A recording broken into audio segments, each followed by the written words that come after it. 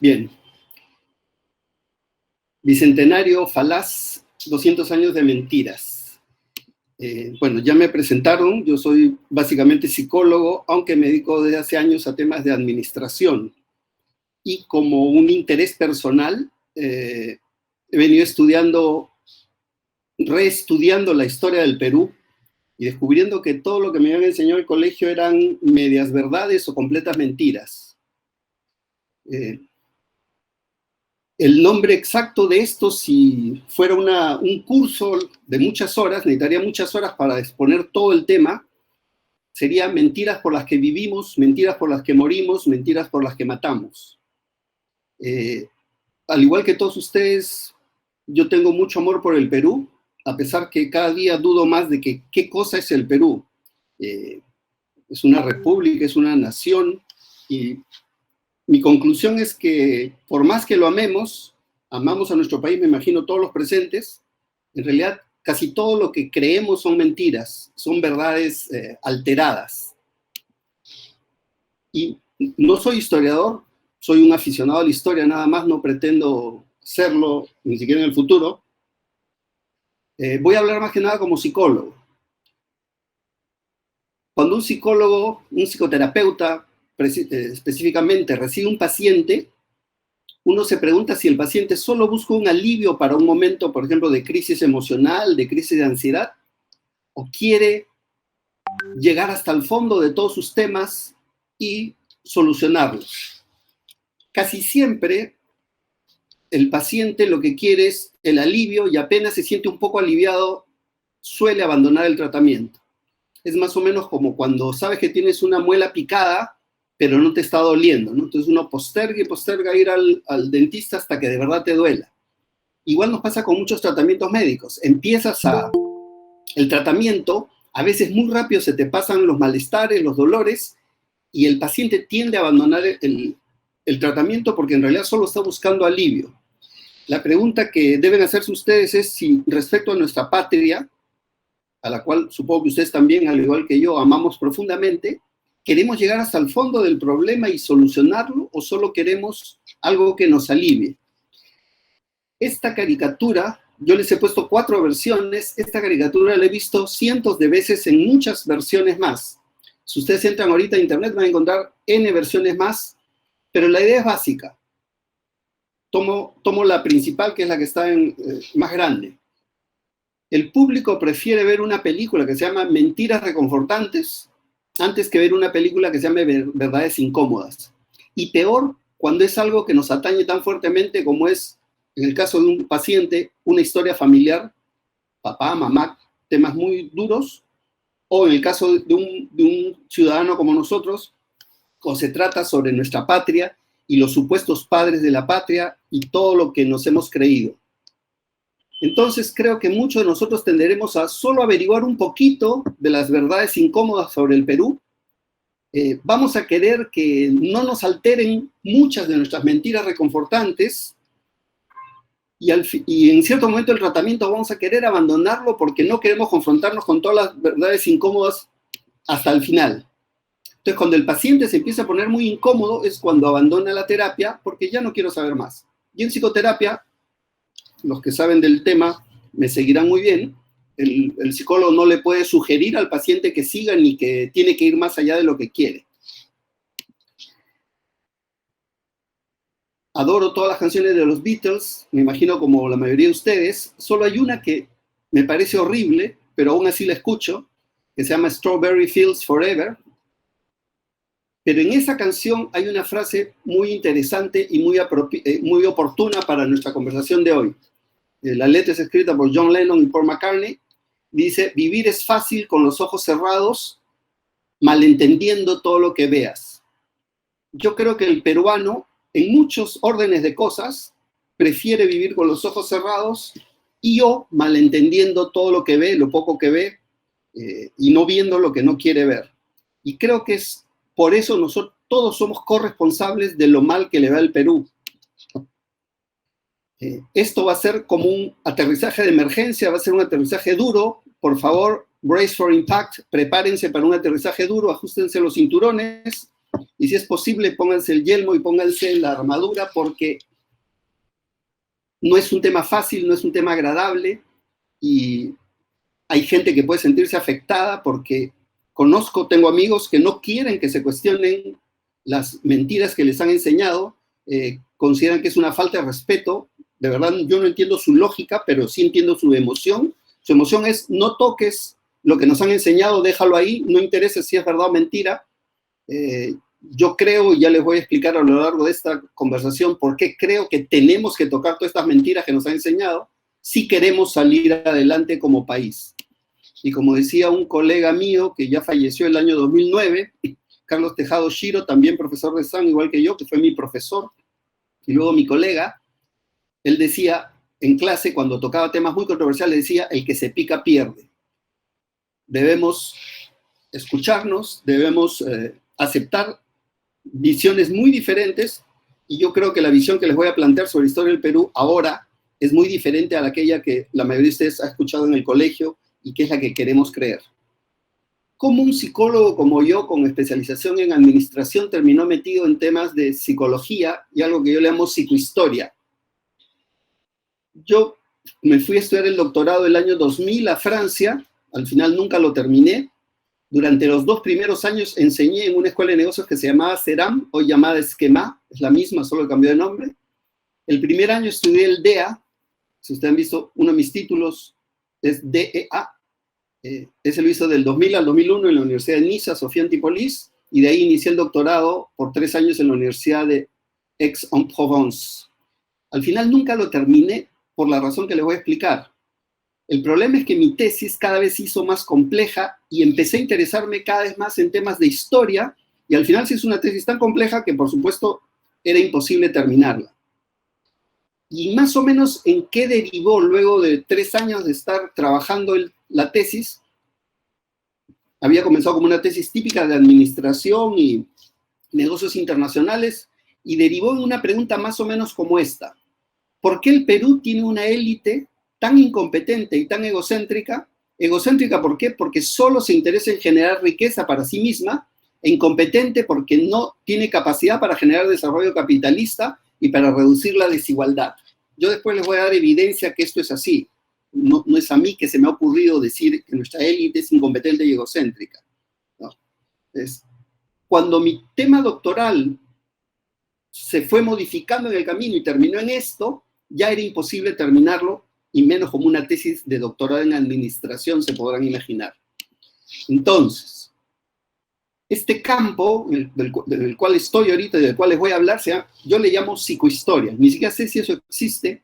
Estoy mezclando la psicología, que algo sé, con historia, que sé muy poquito, para tratar de entender a nuestras élites, que Basadre decía que nuestras élites eran élites dominantes. Yo creo que se quedó corto. Yo creo que tenemos élites depredadoras, y que estas élites, y en general todo el país, tenemos un inconsciente colectivo de perdedor, de maltratador, autodestructivo y nada patriota. Yo conozco muchos países y creo que en ningún país he sentido tan poco patriotismo como en el Perú.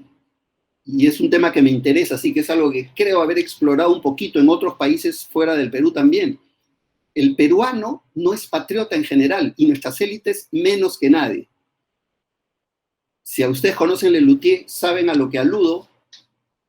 Creo que estamos atrapados por nuestro pasado, creo que estamos estancados en el siglo XVI, XVII, creo que no tenemos élites capaces de generar capitalismo, de generar desarrollo industrial, competitividad, y por eso si ustedes escuchan todos los discursos de todos los economistas, hablan de crecimiento, no hablan de desarrollo, y hablan de inversión extranjera para desarrollar minería. Esa es una visión muy desarrollada para el siglo XVI, XVII, XVIII, tal vez hasta el siglo XIX. Pero el siglo XX eso ya era obsoleto. Pero nuestras élites y nuestros políticos, y hablo de todos en general, siguen en ese tema. Solo hablan de crecimiento y hablan de extracción. No es que esté mal el crecimiento y no es que esté mal la extracción. El problema es que solo hablan de crecimiento y solo hablan de extracción. Pero bueno, seguramente han visto esta caricatura. El rey dice: recuerden la regla de oro. Y alguien pregunta: ¿y cuál es esa regla de oro, mi rey? el que tiene el oro hace las reglas. Y esa es la base para entender la historia que nos han enseñado y por qué nos han enseñado esa mala versión de esta falsa historia que nos han vendido. Esta imagen creo que responde todo y aquí estaría resumido todo nuestro problema. Yo la encontré así, ahí está el autor, abajo a la derecha, Hankin, parece que dice, no tiene palabras, entonces cada uno de nosotros le puede dar la interpretación que le parezca oportuna. Para mí tiene una interpretación muy clara. El rey dispara de cualquier manera, mal o bien, y luego viene el lacayo y dibuja el bull, dibuja el objetivo para que parezca que el rey tiene razón. Yo creo que esto explica casi todo en el Perú. Economistas, profesores, psicólogos, periodistas, ni se diga. Y yo le agrego un texto tomado de Bourdieu, Pierre Bourdieu, el principal sociólogo francés. Es muy difícil de leer y de entender, pero es un tipo genial y que aportó muchísimo. Y él habla de las élites dominantes, el de la izquierda, y a los historiadores académicos, a la prensa, a los intelectuales, etcétera, etcétera, etcétera, nos llama las élites elaboradoras del discurso legitimador de la dominación. Y yo creo que esto, que es muy feudal, es fuertemente dominante en el Perú, clarísimamente dominante hasta el día de hoy, y esto es parte de nuestro subdesarrollo y es parte de por qué nuestras élites son ignorantes y arrogantes, ya les voy a mostrar evidencia posterior, ignorantes y arrogantes y no hay nadie que les diga lo contrario.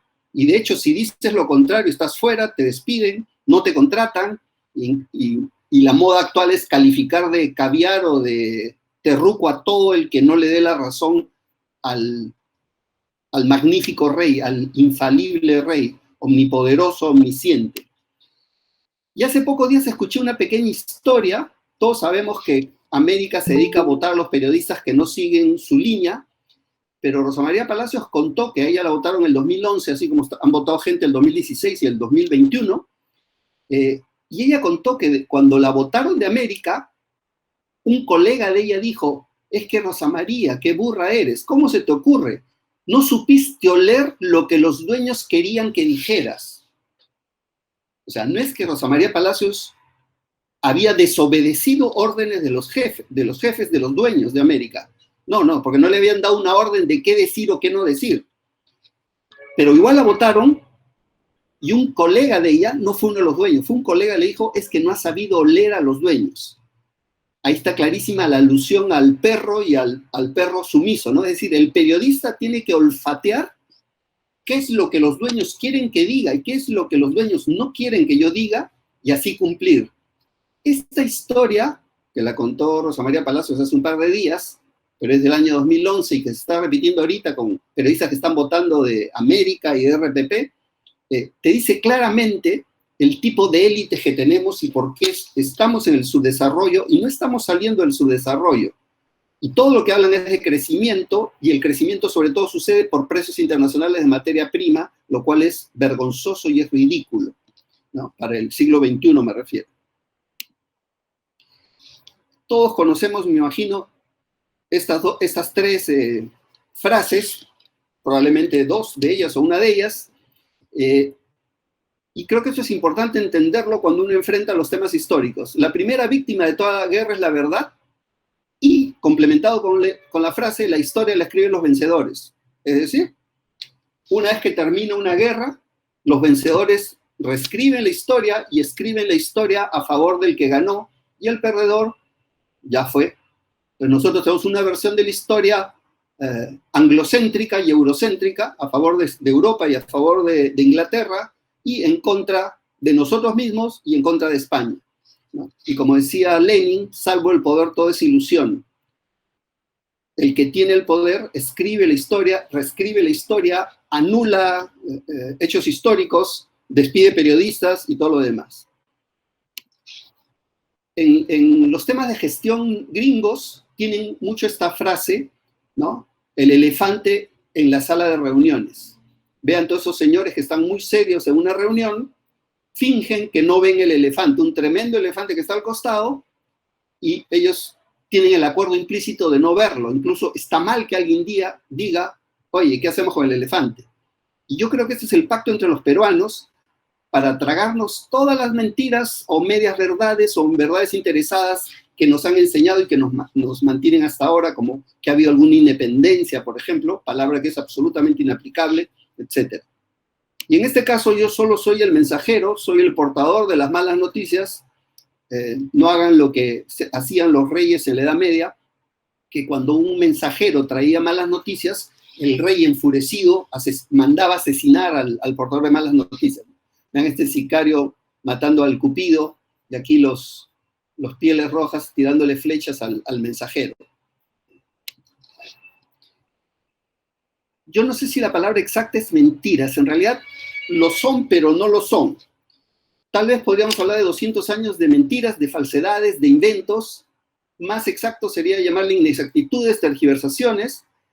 Y si queremos ser puristas, en realidad tenemos versiones interesadas, versiones de parte, que no les interesa la realidad histórica, les interesa quién ganó la guerra, ¿no? Entonces, tenemos una versión eurocéntrica de nuestra historia y en particular una versión anglocéntrica, es decir, nos hemos comprado toda la historia del Perú hecha por ingleses. Punto 1. España descubrió América en 1492. Lamento informarles que España no existía en 1492. Había una alianza entre los reinos de, ¿cuáles eran? Fernando de Aragón, entre Castilla y Aragón, que tenía un cierto dominio del resto de la península ibérica, pero no existía ni el país ni el reino de España todavía, ni América existía. De hecho, en 1492 Colón llegó a una isla del Caribe y punto final, ni siquiera sabía que había llegado a un continente. Luego encima creen equivocadamente que han llegado a la India, luego le cambian el nombre a Indias Occidentales, y hasta el día de hoy nosotros seguimos repitiendo esa tontera de que nuestros nativos son indios. En Estados Unidos le llaman indios a los pieles rojas. Vean el logotipo de un equipo de béisbol de Estados Unidos, de Cleveland, que se llama los pieles rojas, los indios, y abajo les he puesto la foto de lo que cualquier peruano ve eso y dice, ah, ese es un indio, ¿no? Y nosotros seguimos repitiendo este tipo de versiones deformadas, equivocadas, ignorantes, etc. El otro problema es que el continente americano no existe. Cuando yo estudié en el colegio había 5 continentes, hoy día ya se sabe que son 7 por lo menos. Y es que Norteamérica es un continente y Sudamérica es otro, y bueno, no voy a entrar en ese cuento que ustedes que son más jóvenes, me imagino, ya lo estudiaron en el colegio. En mi época era un solo continente, América. España también se autoengaña, hablan de la Reconquista, tuvieron a 7, 8 siglos los musulmanes, y supuestamente los musulmanes habían invadido España y luego los españoles reconquistaron. Esto es totalmente mentira, porque cuando los musulmanes entran a la península ibérica, España no existía, y cuando los europeos votan a los musulmanes, tampoco existía España, porque eso fue antes de que se cree España. Nosotros no hablamos español, hablamos castellano, en la versión andaluza canaria, porque casi todos los que inmigraron a América, hoy Latinoamérica, venían de Cádiz, de Andalucía, luego navegaban hasta Islas Canarias y ahí se quedaban varios meses. Por eso, si ustedes escuchan hablar un canario, van a escuchar, jurarían que es un venezolano o alguien, un centroamericano, ¿no? Nosotros no hablamos como hablan el español típico, en algo nos parecemos a la versión andaluza. Pero ¿qué pasa? Que los castellanos han impuesto su idioma al resto de lo que es España. En muchos casos no es el idioma principal. En Cataluña hablan catalán y en el País Vasco hablan vasco. Y esto es un movimiento muy fuerte y que no está retrocediendo. O sea, no es que cada vez menos gente hable catalán, no. En Cataluña todo es bilingüe y toda la gente es bilingüe, y en el País Vasco todos son bilingües y prácticamente todos hablan los 2 idiomas. Entonces nosotros no hablamos español. De hecho el español no existe, es un tema que yo he estudiado muchísimo. El idioma español no existe. Lo que existe es el castellano impuesto por el dominio castellano a todo lo que es hoy día España, ¿no? Y de hecho Perú es una invención, para mí todavía no existe. Ya voy a hablar al final que el Perú tenemos que crearlo nosotros porque no existe, no se independizó ni mucho menos. Todo el tiempo hemos dicho, España descubre el Perú, España conquista el Perú, Perú se independiza de España. Y aquí uso el concepto de Jean-François Lyotard, que habla de las grandes narrativas. Para decirlo en peruano, viene a ser los cuentazos. Los cuentazos son definidos por el vencedor y en retrospectiva, es decir, después de que el ganador gana, después que un lado gana una guerra, reconstruye todo el pasado. Y eso es lo que le cuentan a los niños en el colegio, como a mí que me engañaron. Calculo que ustedes, que han estudiado 30, 40 años después que yo el colegio, nos hayan engañado menos, ¿no? Yo a esto le llamo pseudo verdades postconstruidas, es decir, ahora construimos qué fue lo que pasó. Por ejemplo, la grandeza del Tahuantinsuyo es un invento posterior, ¿no? ¿Y por qué España no existía? Eso ha sido construido después, la noción de España se construyó después, la noción de Perú se ha construido después, de modo que, ¿cómo se puede haber independizado del Perú si el Perú no fue conquistado? Los españoles no llegaron al Perú. El Perú es un invento criollo inglés posterior. Entonces, el Perú no se independizó. Si realmente hubiera habido independencia, todos los criollos debieran haber ido a España. Los blancos o mestizos de blanco que hablaban castellano y eran católicos, debieron haberse ido en 1821 a España y le debieron haber dejado el país a los que eran los dueños de ese territorio a la llegada de los invasores, ¿no? Si España hubiera ganado la guerra de independencia y hasta el día de hoy nosotros fuéramos una provincia española, que eso pudo haber pasado a partir de la Constitución de 1812, la historia del Perú que nos hubieran enseñado es que España vino a liberar a los chancas, a los huancas, a los quitos, a los chachapoyas, etcétera, etcétera, etcétera, porque había muchas tribus. Vino a liberar a esos pueblos oprimidos del yugo cusqueño.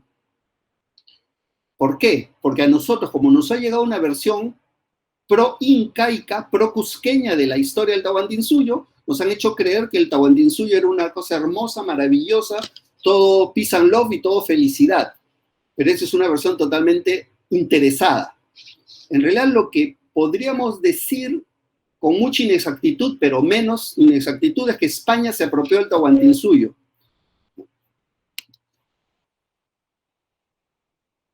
Para generarnos una identidad a todos los peruanos, una falsa identidad, supuestamente todos somos orgullosos herederos del imperio del Tahuantinsuyo, ¿no? Por supuesto, los cusqueños son los más orgullosos, pero todos los peruanos, de un modo o de otro, sobre todo cuando estamos en el extranjero, hablamos orgullosamente de que nosotros somos los que hemos hecho Machu Picchu, por ejemplo, ¿no? En cualquier lugar del mundo probablemente no saben quién, muchas veces no saben qué es el Perú ni dónde queda, pues dices Machu Picchu y ya muchos se ubican. Me ha pasado puntualmente. Antiguamente, hace 30, 40 años, tenías que decir Machu Picchu o Cubillas. Con eso te ubicaban en Europa, quién eras tú. ¿Cuál es el problema? Que la historia del incanato nos ha venido particularmente por una fuente, pero es una fuente totalmente interesada. Garcilaso de la Vega era hijo de un noble español y de una noble inca. Y fue por el lado de su línea materna que él recibe toda la información de qué es el incanato, pero el punto es, ¿qué versión del incanato te podía dar un noble inca? Es como pedirle una versión de la revolución rusa, de la revolución bolchevique, pero que la versión te la dé un Romanov, un descendiente de los zares de Rusia.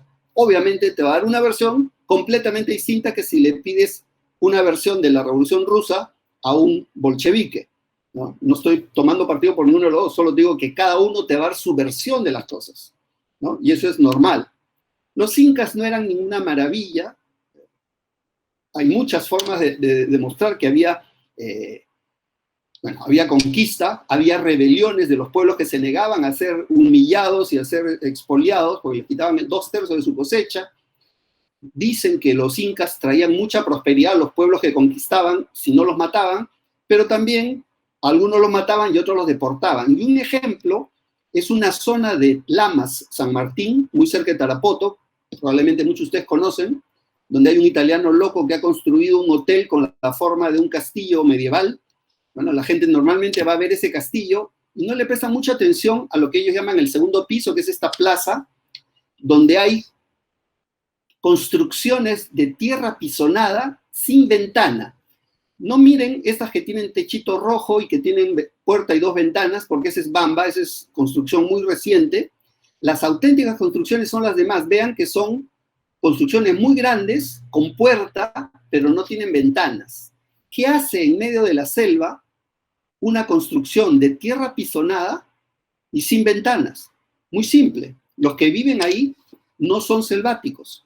Son gente que fue deportada por los incas desde la zona de Apurímac, Huancavelica, Ayacucho, aproximadamente, y son chancas que como atacaron a los incas y luego se resistieron a ser dominados, los incas muy amorosamente los deportaron desde, imagínense, Apurímac, Huancavelica, Ayacucho aproximadamente, hasta el norte de San Martín. Imagínense en esas épocas deportar a todo un pueblo. Hasta el día de hoy viven herederos de esa gente. Ustedes lo pueden ver en la ropa que está en la imagen. Pero eso es un pequeño ejemplo de todo lo que hicieron los incas. Pero a nosotros nos venden como que era una maravilla y nos hablan maravillas de Pachacute, que conquistó muchas tierras. Conquistar muchas tierras significa asesinar mucha gente, robarle su tierra a mucha gente, quitarle su país, su propiedad a mucha gente, ¿no? Pero nosotros nos han dicho imperio incaico, Tahuantinsuyo, imperio bueno, imperio español, imperio malo. Yo en lo personal no creo que exista ningún imperio bueno, tampoco creo que podamos evitar los imperios, creo que ese es un tema biológico. Todos los animales tienden a hacer lo mismo, a conquistar el territorio de otros y ser sangrientos. Ya algún día ascenderemos a la humanidad y dejará de haber imperios, pero eso faltan algunos cientos o miles de años para que suceda. Otra de las grandes mentiras, bueno, aquí la culpa no la tuvieron mis profesores de colegio, porque en esa época esto no se sabía. Esto se ha desarrollado más que nada en los 80s, por ahí. Y es que los incas no hablaban quechua. Entonces, solo piensen en un hecho real. Canal 7 ahora tiene, me parece que a las 5 de la mañana, un noticiero en quechua cusqueño, porque no existe quechua, existen muchos quechuas. Entonces, ellos, como un tema nacionalista y como un tema de identidad que nos podría integrar, hacen programas, en este caso un noticiero, en quechua cusqueño. El problema es que el quechua cusqueño no es un idioma que nos puede integrar. El Perú completo, ni siquiera el Ande completo habla quechua cusqueño. Entre los quechuas no se entiende. Alguien del Cusco no se entiende necesariamente con alguien de Huancavelica y con alguien de Huánuco, etcétera, etcétera. Y de hecho los incas no hablaban ni quechua ni aymara. Hablaban un idioma que se llama puquina y pueden encontrar entren a YouTube, yo he visto docenas de documentales educativos sobre el puquina. Pongan puquina en YouTube y van a encontrar y ahí van a ver cómo el quechua y el aymara, contrariamente a lo que yo creía, vinieron de la sierra centro-norte de Perú, fueron a la región de Lima, Ica, y de ahí recién subieron a los Andes y al altiplano. Yo siempre creí que el aymara era un idioma del altiplano. No, el aymara viene de la costa peruana, de ahí subió y se expandió. Los incas hablaban puquina y al final decidieron que el puquina solo fuera hablado por la nobleza incaica. ¿Y cuál era su gracia con eso? Que si nadie más sabía puquina, ellos podían hablar sin temor a que hubiera espías escuchándolo y contaran lo que estaban dialogando. Entonces se volvió un lenguaje privado, ¿no? Pero ha quedado evidencia de que existió el puquina. Hay incluso una orden real que menciona el puquina. Nunca me explicaron en el colegio cómo Pizarro con 168 hombres derrotó a todo el Tahuantinsuyo, que supuestamente era un imperio de millones con decenas de miles, probablemente cientos de miles de soldados. Viendo un documental en Claro TV que hay sobre México, lo que hoy día es México, sobre la Malinche de México, empecé a comprender este fenómeno. Les sugiero que lo busquen, está en Claro TV y habla sobre la Malinche o Malintzin. ¿Y quién es la Malinche? Es un personaje muy conocido en México y que tiene un gran significado psicológico porque supuestamente es una traidora que ayuda a los españoles en contra de su pueblo. Pero esta versión de que Malinche es traidora y malinchismo es una palabra denigrante que significa traición o algo así, y es porque para ellos todo cholo es todo cholo. O sea, da igual, como para un europeo mira y todos los cholos los ve iguales, en su mente, que es la que nosotros nos hemos comprado, todos somos iguales, todo nativo latinoamericano es igual. Sin embargo, eso es mentira, porque Malinche era una princesa nahuatl que había sido secuestrada y esclavizada por los mexicas. Y cuando llega Cortés a México, encuentra que distintos pueblos, muchos otros pueblos que lo rodeaban, odiaban a los mexicas porque eran los dominantes. Y según las pistas que yo tengo, aunque ese tema yo no lo he profundizado, cuando llega Pizarro al Perú, ya había una gran guerra civil, ya Atahualpa había derrotado a Huáscar, pero los distintos pueblos que habían sido dominados por Cusco estaban en abierta rebelión y prácticamente había un proceso de descomposición del imperio. Entonces, lo que hizo Cortés en México, aparentemente es lo que hizo Pizarro en el Perú. Llegó a cada pueblo y le dijo, yo voy a hacer una alianza contigo para derrotar a tu enemigo, que es el cusqueño, el Tahuantinsuyo. Entonces, esa es la única explicación plausible de cómo un ejército con 168 hombres, por más que tuviera artillería, arcabuces y caballos, cosa que los incas no conocían, haya podido dominar un territorio tan grande. Es decir, no fueron españoles contra incas, así no fue la historia. Fueron españoles asociados con distintos pueblos que detestaban a los incas, a los cusqueños, que se aliaron para derrotar. Por supuesto, las diferentes tribus que había, muy inocentemente creyeron que los españoles estaban haciendo una asociación de buena intención, pero era totalmente falso. La conquista española, no voy a decir que es buena, sin embargo, no es exactamente como nos lo han contado. Este artículo, voy a citar 2 veces a Gustavo Rodríguez, tiene muy buenos artículos en una página que se llama Jugo de Caigua, y en ese artículo, que es muy breve, los invito a que lo lean, habla del Perú como un país que nació como empresa. ¿Y por qué? Porque la conquista del Perú, entre comillas, no fue una conquista de la corona española, fue un negocio hecho por 3 socios, Hernando de Luque, Francisco Pizarro y Diego de Almagro, un negocio privado en complicidad con el gobernador de Panamá, Pedrarias, que por una coima de 1,000 castellanos de oro les dio permiso para venir a hacer algo que no estaba autorizado por la corona española. Punto 1. Hay corrupción de por medio, hay solo afán de lucro, era una incursión de saqueo. Ellos no vinieron al Perú a quedarse ni a conquistar, vinieron a saquear, punto final. Encima, comulgan de una sola hostia, se supone que eran católicos, uno de ellos supuestamente era cura, pero miren cómo son las cosas, que habiendo comulgado de una sola hostia, se traicionan, los pizarristas asesinan a Almagro, luego los almagristas asesinan a Pizarro, y creo que esa parte de la historia la hemos estudiado en el colegio. Entonces, observe cuál es el origen de esto. Era una empresa de saqueo. De hecho, lo que pasa en la isla del Gallo, los 13 del Gallo, y es curioso cómo yo vivo en una zona donde todas las calles tienen los nombres de los 13 analfabetos, piojosos, mugrientos, delincuentes que vinieron a saquear el Perú. Sin embargo, miren cómo somos los peruanos. Cristóbal de Peralta, Alonso de Molina, los 13 del Gallo tienen sus calles en esta zona de Lima, ¿no? Y eso ya te dice algo de dónde anda la mentalidad de los peruanos. Bien. Entonces, vinieron, parece que las cosas no salieron como ellos pensaban, que era sacar todo el oro que pudieran e irse, y terminaron quedándose por 3 siglos aquí.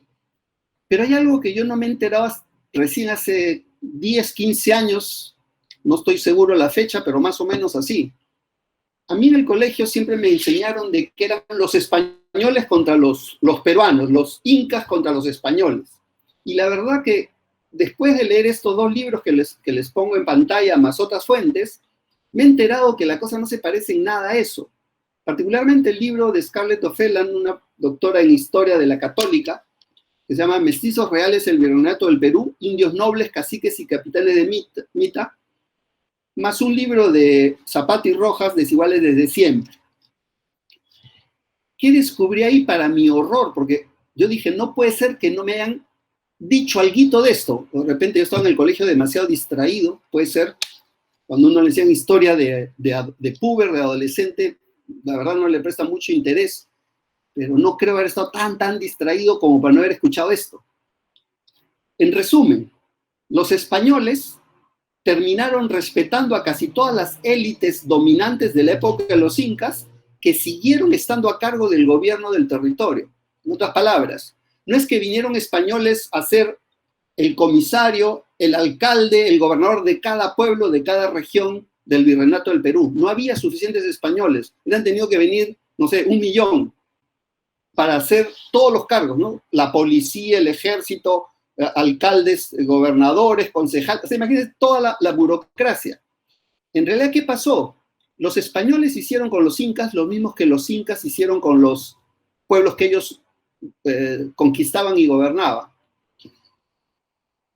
Como no podían quedarse a gobernar, podían llegar a intimidar nada más con ejército, con asesinatos, le decían, puedes pelear contra mí y lo más probable es que nosotros te matemos. O puedes quedarte y seguir siendo el curaca de esta región, el gobernante de esta región, a condición tú vas a seguir cobrando impuestos, vas a seguir viviendo como noble inca, solo que ahora la parte que cobres, la parte principal que cobres, la vas a mandar a Lima. Ya no la mandas a Cusco, ahora la mandas a Lima.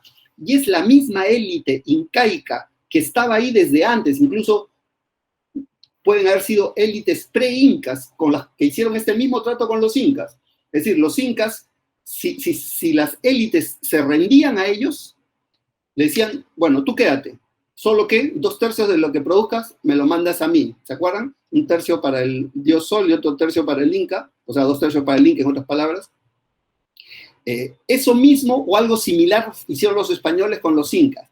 De modo que durante toda la colonia, sorpresa para mí, cuando leí este libro por primera vez, después obviamente he buscado otras fuentes, había nobles incas que tenían título nobiliario español, incluso alguno de ellos vivía en Madrid. Ya les voy a contar un poquito ese caso. Y entonces son los mismos grupos de poder pre-incas que los incas subyugaron, que luego se quedaron con los españoles y siguieron siendo nobles, incluso hasta el final del virreinato. Esa visión de lo que había sido el virreinato, yo no la tenía, pero ni por referencia. No sé si ustedes, que son más jóvenes, les hayan enseñado la historia del Perú un poquito más exactamente. A mí me enseñaron que eran los malos españoles contra los buenos incas y que habíamos estado 3 siglos encadenados y que luego 3 siglos encadenados nos liberamos. Todo eso es medio mentira, medio invento. Solo conozco de 2 ciudades del Perú donde no hay plaza de armas. Es decir, la plaza principal no se llama plaza de armas. Una ciudad es Tacna, mi tierra, que no tiene plaza de armas, tiene centro cívico, la que están viendo en la foto a la derecha, y Huancayo, que tampoco tiene plaza de armas, tiene plaza de la Constitución. Hasta donde yo sé, todos los demás ciudades y pueblos del Perú tiene plaza de armas, donde lo principal que está en la plaza de armas es la iglesia o la catedral. Cuando me enteré que la plaza de Huancayo no se llamaba plaza de armas, sino plaza de la Constitución, le pregunté a muchos huancaínos, yo viajaba con cierta regularidad a Huancayo, ¿y por qué se llama plaza de la Constitución? Y lo más curioso fueron 2 cosas. No tenían idea por qué se llamaba plaza de la Constitución, y lo más llamativo para mí, no tenían el menor interés en averiguarlo. Es decir, ¿por qué será? Pues, 0 interés en saber por qué su plaza no era plaza de armas, sino plaza de la Constitución. En la misma plaza, en una esquina, hay unas placas conmemorativas que ahí te dice que es por la Constitución de Cádiz de 1812. Entonces, esta plaza fue llamada Plaza de la Constitución, celebrando el siglo y los 2 siglos de la Constitución de Cádiz. ¿Y qué es la famosa Constitución de Cádiz? Bueno, esta historia es larguísima, no la voy a relatar, solo le voy a dar un par de datos que son relevantes para nosotros. Las invasiones napoleónicas de España, el rey huye, pero Fernando VII era una rata absoluta, había traicionado a su padre, el pueblo español lucha para reponerlo, y mientras luchan por reponerlo, hacen una constitución. O sea, él hubiera regresado al poder a ser un rey constitucional, más o menos como Inglaterra, como Gran Bretaña, que tiene una monarquía constitucional, un rey, pero no tiene el poder absoluto, sino está sometido a una constitución y a un congreso, que es lo que hay en Inglaterra de hace siglos. Eso es lo que hubiera pasado, y Fernando VII dejó que la gente hiciera la constitución y dejó que luchen para que él vuelva.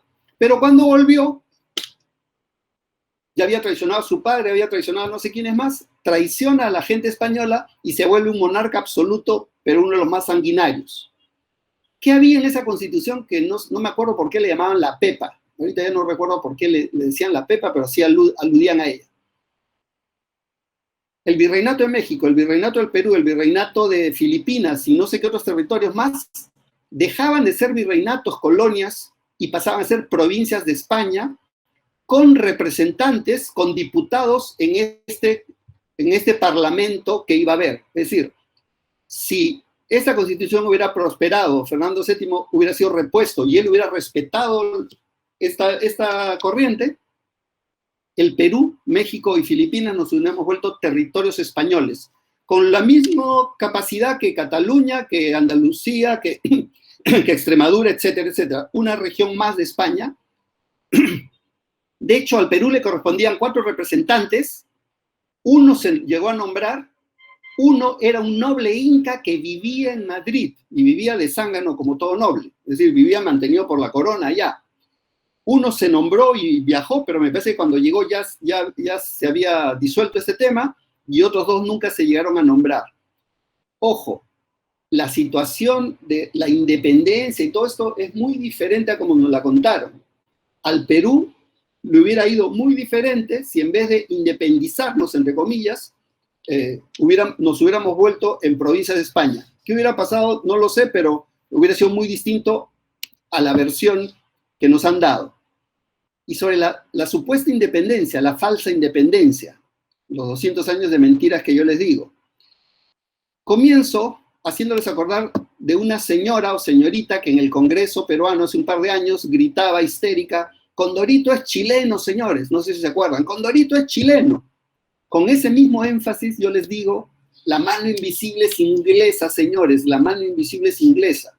La mano invisible es un concepto económico, supuestamente, pero yo lo que les quiero decir es que quien ha generado Latinoamérica, quien ha generado los problemas que tenemos, quien ha definido los territorios en Latinoamérica, en toda Latinoamérica, y quien ha generado este sistema económico perdedor que tiene el Perú, fueron los ingleses de aquella época. Estoy hablando de inicio del siglo XIX, fin del siglo XVIII, comienzo del siglo XIX. Es decir, Inglaterra maquiaveló todo esto, Inglaterra manipuló todo, pero con tanta astucia que a mí en el colegio me mencionaron apenas a Inglaterra casi como un buena gente que nos ayudó, nos prestó plata, nos prestó barcos, nos prestó oficiales, nos prestó tropas. Más o menos eso es lo que yo recuerdo que nos dijeron en el colegio, que era como un extraño, hay un tío que te manda una ayudita, ¿no? Te manda una platita para ayudarte. Ya, eso es falso. Detrás de todo esto está la mano negra de Inglaterra, bueno, de aquella época, no hablo de Inglaterra de hoy día. Yo estoy además en Inglaterra con beca de inglés, así que no tengo nada en contra de los ingleses, por si acaso. Pero lo de Inglaterra es bien interesante, y ahorita hay una noticia, ahorita les voy a mostrar la noticia que es de hoy día, de ayer, está pasando estos días. Yo estudié en Lancaster, fui por una maestría y me quedé a hacer 2, y algo que me llamaba la atención es que en las series inglesas, cuando había una pareja, eran los protagonistas de la serie, era una pareja, lo que se llama pareja interracial, era un negro con una blanca o un blanco con una negra. Y en la calle tú veías que casi toda pareja, o sea, no había casi parejas de 2 negros, salvo si eran turistas o extranjeros o inmigrantes. Pero si son ingleses, casi todo negro inglés se casa con un blanco inglés, una blanca, un blanco. Al comienzo me llamó la atención, ¿no? Porque en el Perú no imaginaría una telenovela, ¿no? Al fondo hay sitio donde el personaje central sea un blanco con una negra, por ejemplo. Eso ni siquiera lo puedo imaginar. Así que a mí me llamó la atención y me chocó. Me parecía que raro, ¿no? Qué avanzados, qué modernos. Pero resulta que no tiene nada de moderno, es una política antigua de Inglaterra, que se las resumo en 2 patadas. Es una política para eliminar a los negros. ¿Cómo eliminas a los negros? Una es asesinándolo, Inglaterra no lo haría. Otra es mucho más simpática, en comillas, e interesante, y desde cierto punto de vista es divertida. ¿Qué pasa si todo negro se casa con un blanco blanca? Sus hijos van a ser mulatos, vean los 2 niños que hay en esta foto que son mulatos. ¿Y qué pasa si luego este mulato se casa necesariamente con un blanco blanca? Los nietos van a ser lo que se llama cuarterones en el propio lenguaje inglés. Cuarterón significa que tiene 1/4 de negro y 3/4 de blanco. ¿Y qué pasa si ese cuarterón y la siguiente generación se casa con un blanco? En 4 generaciones exterminaste a todos los negros sin matar a nadie. Como que interesante, ¿no es cierto? O sea, la lógica, que al comienzo fue una política de Estado y después ya ha quedado solo como una costumbre, es que todo blanco, todo negro o negra se case con un blanco blanca, así sus hijos son mestizos, ese mestizo se casa con un blanco, y en 3 generaciones, o 4 como mucho, desaparecieron los negros. Ese es el lado, llamémosle, amable del tema. Pero vean, estas noticias son de esta semana. Usted puede entrar ahorita y poner esto. En Canadá están derribando efigies de la reina Victoria y la reina Isabel, la actual, y están quemando parroquias católicas. Estas fotos que ven ahí son de esta semana. Vean, 2 de julio, 24 de junio, hasta acá no tengo la fecha. ¿Qué ha estado pasando? Desde hace unas semanas están encontrando tumbas masivas de niños indígenas que eran llevados a la fuerza a internados católicos con un propósito específico que ya les voy a contar a continuación. Pero ¿qué sucede? Que aparte de meterlos a la fuerza en esos internados de blancos, guiados casi todos por católicos, por sacerdotes, monjas, han encontrado que muchos de ellos fueron asesinados y probablemente ya se imaginan violados y todo lo demás, y eso es lo que han encontrado en las últimas 2 semanas particularmente. Vean, halladas otras 182 tumbas sin marcar un antiguo internado para niños indígenas en Canadá.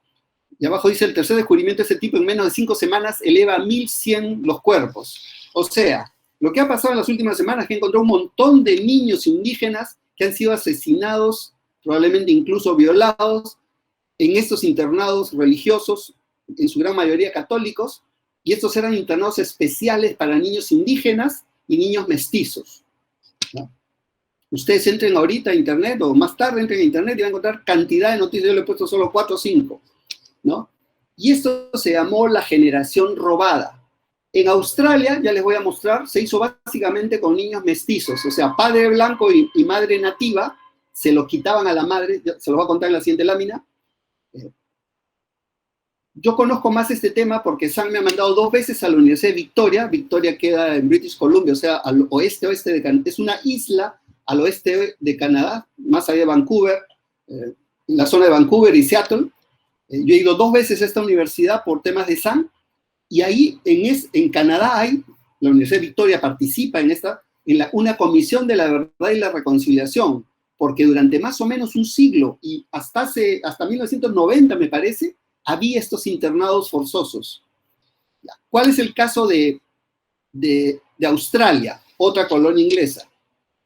Para eso los invito a ver, en serio, tienen que ver esta película, es buenísima, es interesantísima, además es un tema real.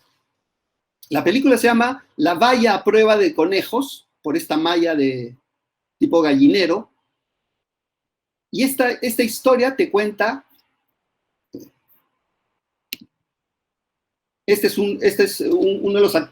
actor principal de la película, hace también su papel de malo que realmente terminas odiando al actor. Era la política sistemática de los ingleses, iban con policía y secuestraban a todo niño mestizo, casi siempre producto de violación de blancos contra mujeres mestizas. A esos hijos se los quitaban y los llevaban a cientos, a miles de kilómetros a una especie de campo de concentración que ellos le llamaban escuela cristiana, eran anglicanos, católicos y otras confesiones cristianas, ¿no? Pero que en realidad eran campos de concentración, donde estaban a la fuerza niños separados de sus padres, ahí estaban prohibidos hablar en su lengua, eran obligados a hablar en inglés, eran obligados a ser cristianos y abandonar las creencias en las cuales habían sido formados, y eran entrenados para ser buenos empleados domésticos de los descendientes de ingleses, de los blancos australianos. Esta película, ¿de qué trata?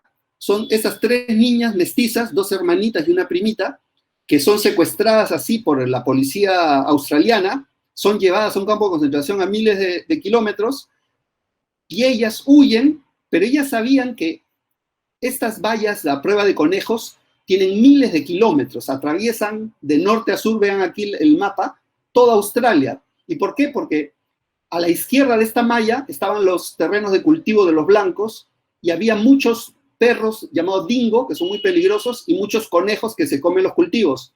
Entonces los australianos blancos hicieron unas miles de kilómetros de valla, de malla, para que no pasen los conejos. Es decir, ellos exterminaban los conejos del lado de sus terrenos y lo que pasara en el resto ya que les importaba.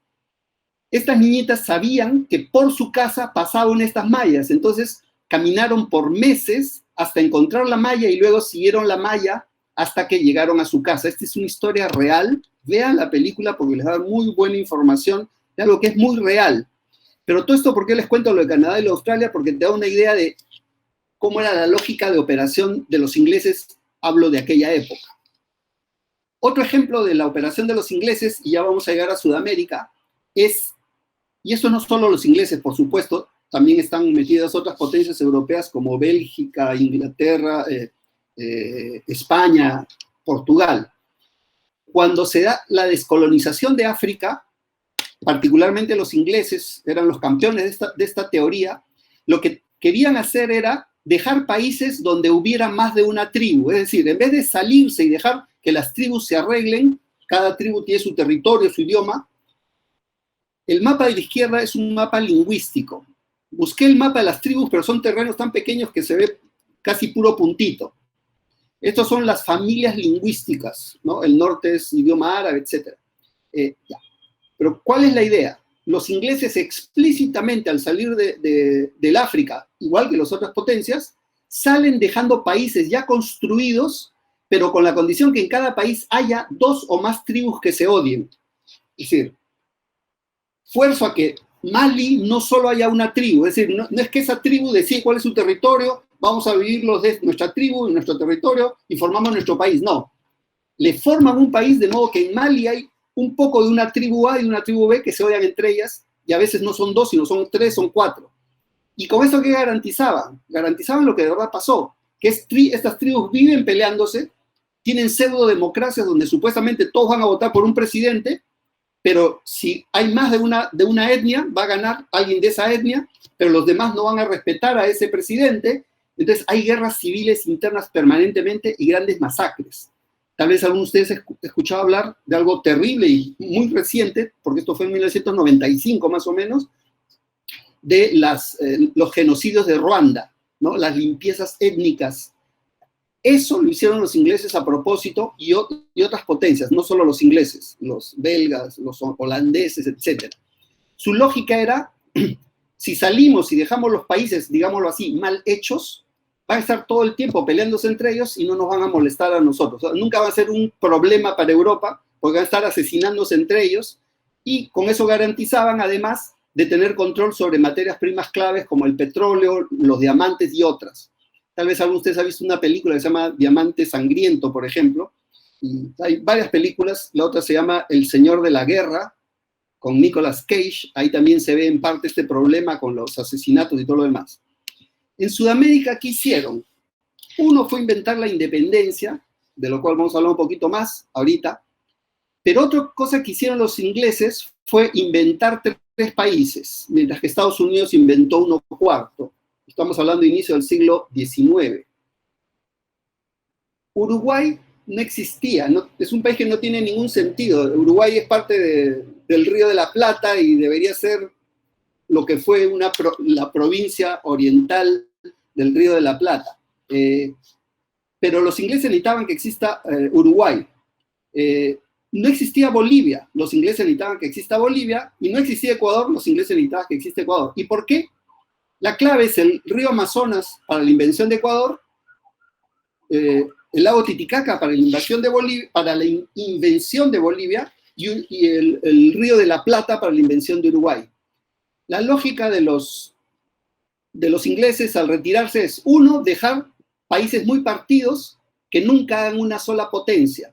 Acuérdense que en un momento Bolívar, por otras razones, quería ser una sola gran república que incluyera el norte de Perú, lo que es hoy Ecuador, Colombia, Venezuela y Panamá, ¿no? Lo que son estos países, y quería ser un solo país muy fuerte. Y eso obviamente no le convenía ni a los norteamericanos ni a los ingleses.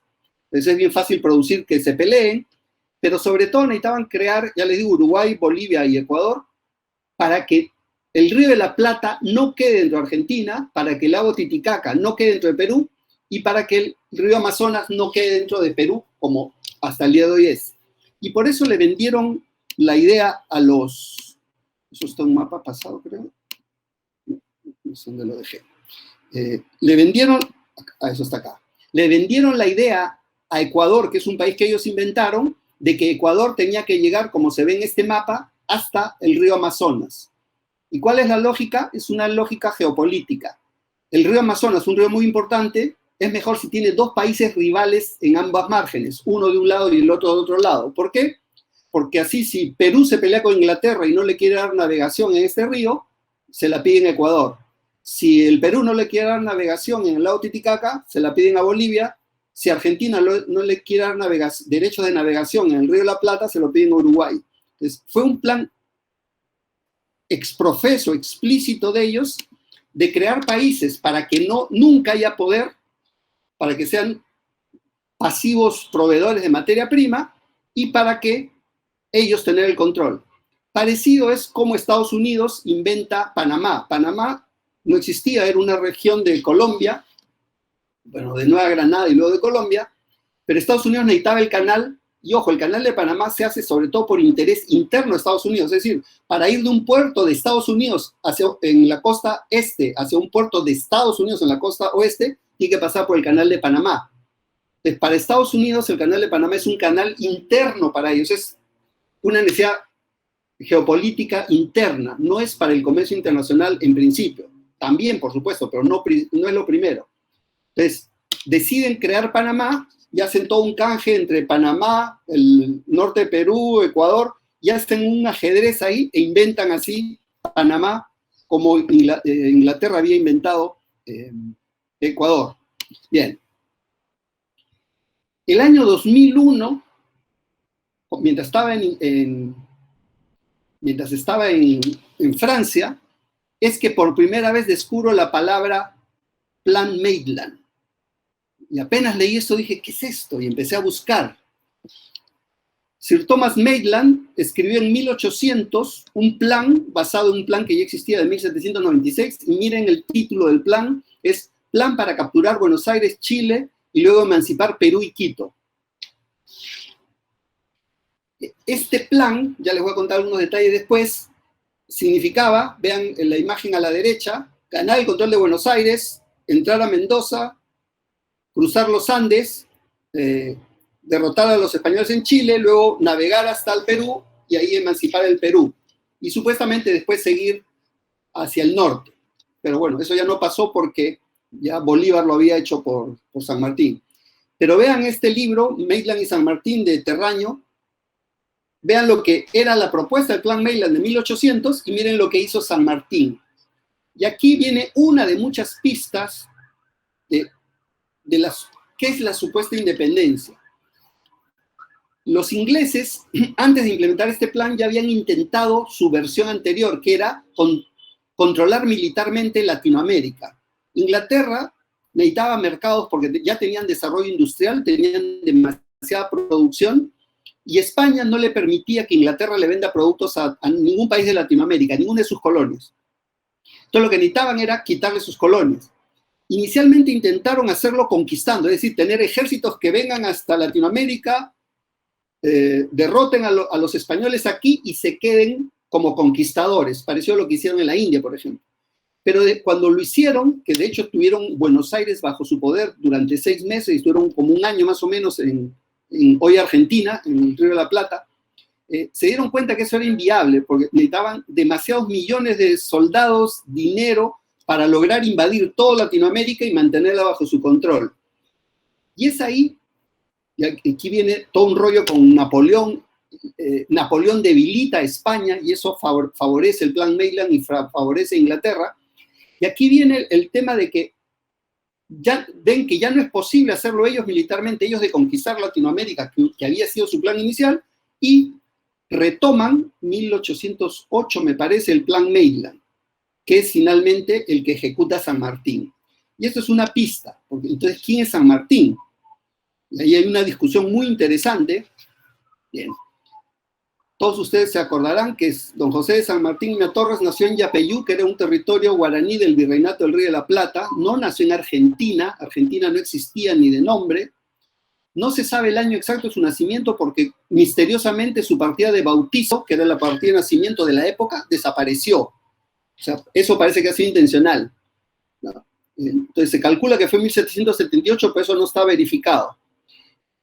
Sin embargo, hay varios indicios, y algo que no es un indicio, sino que es mucho más que un indicio, de que él no era hijo de Juan de San Martín y de Gregoria Matorras, sino que era un hijo adoptivo y que en realidad era un mestizo.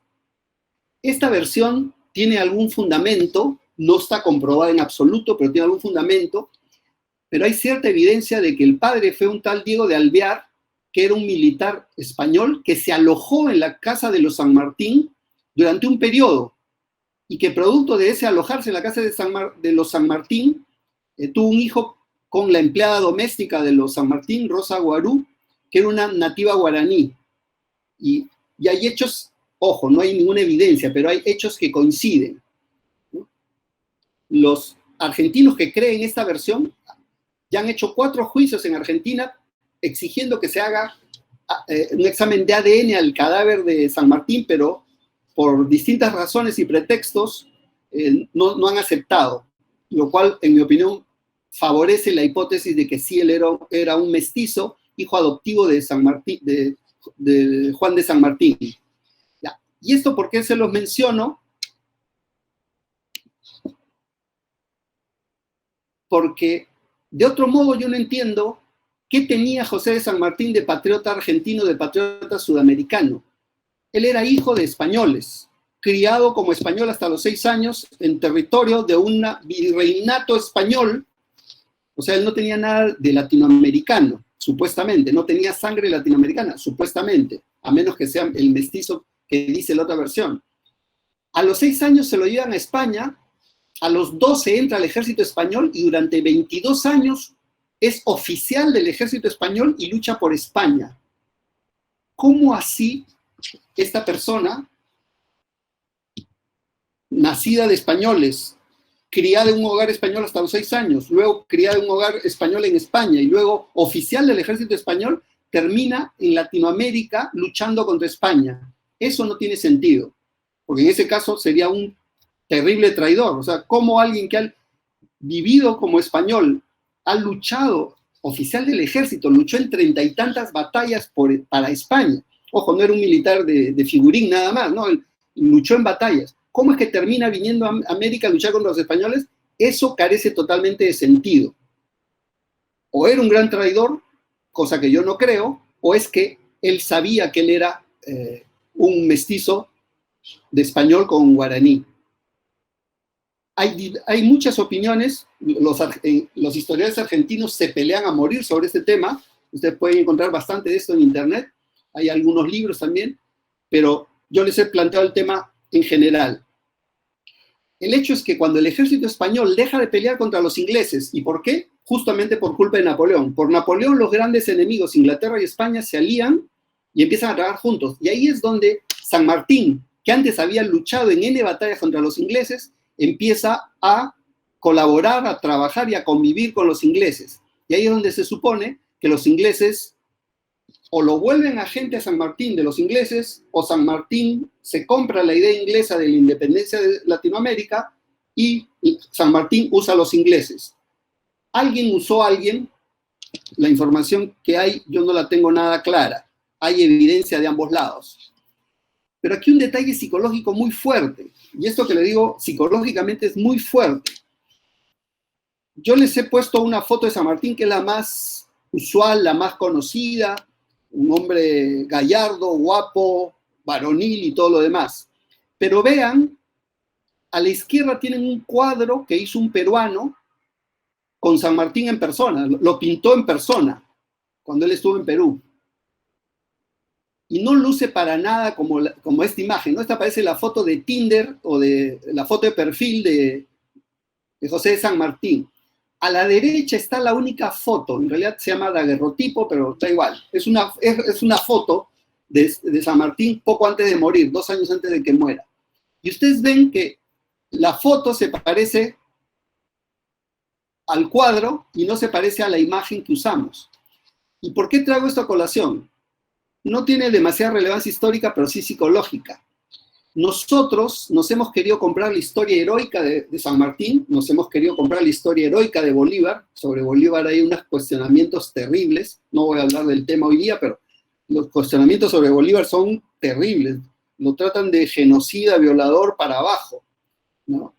Incluso algunos historiadores dicen que es un digno representante, o sea, Hugo Chávez es un digno representante de Bolívar. Pero bueno, no he incorporado el tema Bolívar en esta presentación. El hecho es usual que idealicemos a nuestros arquetipos, ¿no? San Martín, que no luce en la imagen para nada como él de verdad lucía, supuestamente lucía como el de la izquierda, lo hemos idealizado. ¿Qué nos dice psicológicamente? Que no queremos ver la verdad, sino queremos una versión romántica e idealizada de la verdad. Y que, acuérdense, el paciente no quiere confrontarse con la verdad hasta que no tiene más remedio. Vean, es algo similar. Han tomado la foto, el daguerrotipo de San Martín ya anciano, y con una metodología informática, con inteligencia artificial, han deducido cuál era su cara en la época que estuvo en el Perú. Y vean, lo del centro obviamente es un producto de computadora, no es una foto ni es un cuadro, pero así luciría más o menos San Martín en la época que estuvo en Lima, ¿no? Y si ustedes ven, no se parece en nada a la imagen de la derecha, que es una imagen idealizada. Como les repito, esto tiene mucha importancia para la psicohistoria, por supuesto que en general no tiene demasiada importancia. Y otro tema interesante. En muchas fuentes se alude a logias masónicas, una en Londres y una en Buenos Aires, la Gran Reunión Americana y la Logia Lautaro. Se dice que fueron logias masónicas comprometidas con la independencia. Bueno, les cuento que las opiniones están totalmente divididas. Yo he leído libros masónicos donde niegan que estas 2 logias hayan sido logias masónicas, sino que eran fachadas inventadas por el espionaje inglés. Los ingleses formaron estas fachadas, tanto en Buenos Aires como en Madrid, como en París, como en Londres. ¿Para qué? Todos los niños ricos de la época, criollos, o sea, eran peruanos, colombianos, venezolanos, mexicanos, todos esos niños ricos, herederos de grandes fortunas, de sangre pura española, pero nacidos en América, cuando tenían cierta edad los mandaban a Europa, donde vivían la gran vida, estudiaban algo, y luego ya regresaban a tomar el control de todas sus haciendas. Bolívar, por ejemplo, era un gran hacendado, un multimillonario desde que nació hasta que murió. Entonces, en Europa se concentraban estos criollos millonarios, y según las otras versiones, no había logias masónicas, sino era la inteligencia inglesa que, para seducirlos a todos ellos, para convencerlos de que encabecen una rebelión contra los españoles a favor de Inglaterra, inventó pseudo logias masónicas. Por eso he puesto pseudo, porque eso no está seguro. Según algunos libros masones y algunas fuentes masonas auténticas, dicen que estas logias no eran logias de verdad, sino que eran engendros de la inteligencia inglesa, y otras fuentes, también masónicas y no masónicas, dicen que sí eran logias de verdad. Yo finalmente no sé cuál es. Lo que sí es verdad es que en esas logias, que son organismos secretos, llegaban todos estos niños pituquitos y a ellos les vendieron la idea que tenían que independizar a América de los españoles, y lo que pasó después fue que ese era el proyecto inglés y al final le terminó conviniendo a Inglaterra, y como hemos visto hasta el día de hoy, a nosotros no nos convino, es lo que les voy a explicar después. aquí hay la figura de un famoso tipo, Juan Pablo Mariano Vizcardo Guzmán Sea y Andía. Vizcardo se escribe con S, yo me enteré recién, que era un jesuita y que era uno de los más grandes activistas pro independencia, o sea, pro británico. Y aquí encontré el hilo de otra madeja que yo la había buscado N veces, había buscado el hilo de la madeja y nunca había encontrado nada sensato. ¿Por qué se expulsó a los jesuitas de Latinoamérica? Un día, de la noche a la mañana, expulsaron a todos los jesuitas de Latinoamérica. ¿No? Claro, no les tomó un día, pero en un día hicieron un operativo, capturaron a todos los que estaban en las grandes ciudades y luego tuvieron que ir a buscar a los que estaban en las misiones perdidas. En 3 meses más o menos expulsaron a todos. ¿Qué es interesante? Esta expulsión contó con la complicidad del Vaticano. El rey de España, Portugal y el Vaticano se pusieron de acuerdo en exigir la salida de los jesuitas, incluso matar si alguno no se resistía, perseguirlos hasta que los encontraban, etc. Pero yo nunca encontré ninguna explicación ni nada sensato, hasta que encontré que luego de que el Vaticano fue cómplice de la expulsión de los jesuitas, el Vaticano mismo le pidió a muchos de esos jesuitas que se refugien en el Vaticano. Los acogió. ¿Y cuál es el punto de esto? Que estos jesuitas eran, como hasta el día de hoy los jesuitas, gente muy ilustrada, muy educada, que conocía la geografía de todo Sudamérica, por lo menos, conocía el clima, conocía la navegabilidad de los ríos, eran los verdaderos conocedores del terreno. Y quienes le dieron la pista a Maitland de que había que pasar de Mendoza a Santiago por un paso de los Andes son los jesuitas. Es decir, los sacan de América por estar confabulando contra el rey de España, pero luego en el Vaticano la inteligencia inglesa le saca información para usar esa información en contra de los españoles. Más o menos esa es, en resumen, la versión que tengo a partir de lo que he leído. Sobre los jesuitas, les sugiero ver una película antigua, es una película de los 70s, pero es buenísima, con Robert De Niro y Jeremy Irons, que se llama La Misión, The Mission. Véanla, es muy buena, bastante antigua. Van a ver a un Robert De Niro jovencísimo, Jeremy Irons también, y van a ver lo fascinante que eran estas misiones jesuíticas, que todavía se pueden visitar, todavía quedan restos de estas misiones en cierta zona de Bolivia, de Paraguay y de Brasil. He visitado solo una que hay en la zona de Brasil, pero las mejores están en Paraguay. Es una visita turística que vale la pena. Bueno, el libro Historia de la Corrupción en el Perú debería ser un libro que todo peruano debería leer. Todos debemos leer este libro. Es la historia del Perú desde la conquista hasta el año 2000, visto desde la perspectiva de la corrupción, que es toda la historia del Perú. O sea, si ustedes quitan la palabra la corrupción, ese libro es la historia del Perú, ¿no? Donde se ven muchísimas cosas. Y otro libro que me impresionó también muchísimo, hace unos 8 años creo que lo leí, es un libro de un chileno que hizo su doctorado en historia en California, y en su tesis doctoral tocó el tema de Perú, y por eso este libro es publicado en el Perú, que es a base de sus estudios doctorales. La gente decente de Lima y su resistencia al orden republicano. ¿Qué sucede? Es algo que se lo voy a plantear de nuevo de otra manera. Se da la pseudo-independencia, se acaba supuestamente el virreinato, se acaban las castas virreinales, supuestamente se inicia una república donde es una persona, un voto y todo lo demás, donde supuestamente hay una constitución, supuestamente hay democracia, supuestamente todos nosotros valemos igual y todos los votos valen igual, pero eso nunca sucedió en la realidad. Por eso dice la gente decente, comillas, de Lima y su resistencia al orden republicano, porque mentalmente, psicológicamente, la república no nos ha llegado, ¿no? Ustedes, sin entrar en temas polémicos, políticos, solo piensen todo lo que han leído en estas elecciones respecto a los votos y los que votaron por uno y votaron por otro, y cómo unos han insultado a otros y otros a unos, y ahí vean que seguimos siendo una sociedad de castas, ¿no? Gente diciendo que esto, ¿por qué no tienen derecho a votar? ¿Por qué votan? No deberían tener derecho a voto. Incluso empezaron de broma a decir que el Perú debería separarse en dos, ¿no? Los que votan por uno versus los que votan por otro, más la cantidad de insultos racistas que ustedes tienen que haber escuchado o leído, igual que los he visto y escuchado yo, ¿no?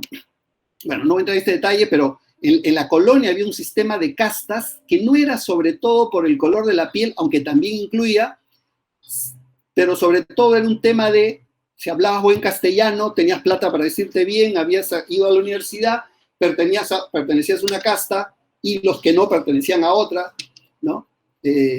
Hay autores que incluso dicen que para los indios, palabra equivocada, pero es la que hay, para los indios y para los esclavos, la independencia fue el peor de los negocios. A ellos los perjudicó profundamente, porque hasta el virreinato había leyes que protegían a los indios. Cuando se acaba el virreinato, esas leyes de protección de indios se acaban y más que nunca la casta criolla, mayoritariamente blanca, pituca, sobre todo en las grandes ciudades de la costa, les roba sus tierras a los indios que estaban protegidos por el rey, se los roba y se los venden entre ellos, ¿no? Entonces, a los indios les fue peor con la pseudo-independencia y a los esclavos, bueno, no cambió mucho su situación. En todo caso, lo que está claro es que la independencia fue un proyecto criollo y británico, o que los británicos le vendieron a los criollos, o que los criollos consiguieron el apoyo británico. Yo no tengo definido cuál es la relación entre los proyectos de los criollos y los británicos. Yo creo que el rol de los británicos era más que protagónico, pero eso no es definitivo. Pero en todo caso no fue un plan nacional, no fue el Perú que se levantó en armas para independizarse del dominio español. Eso es mentira, eso es absolutamente mentira, ¿no? No fue un proyecto de toda la nación peruana, no hay nación peruana, no había nación peruana. Fue un proyecto donde un grupo de poderosos criollos, o sea, blancos descendientes de español, mayoritariamente blancos, aunque también había mestizos con plata, pero esta casta criolla, con poder, con dinero, con la ayuda de los británicos, saca a los españoles. No fue un plan del Perú, de toda la nacionalidad. Y acá me he acordado de algo. De lo poco que me acuerdo del colegio es que antes de la batalla de Ayacucho y Junín, seguramente ustedes también le dijeron esto, se hizo una especie de tregua de unas horas, creo, porque en ambos bandos, en el bando realista y en el bando independentista, había hermanos, parientes, primos, padres e hijos.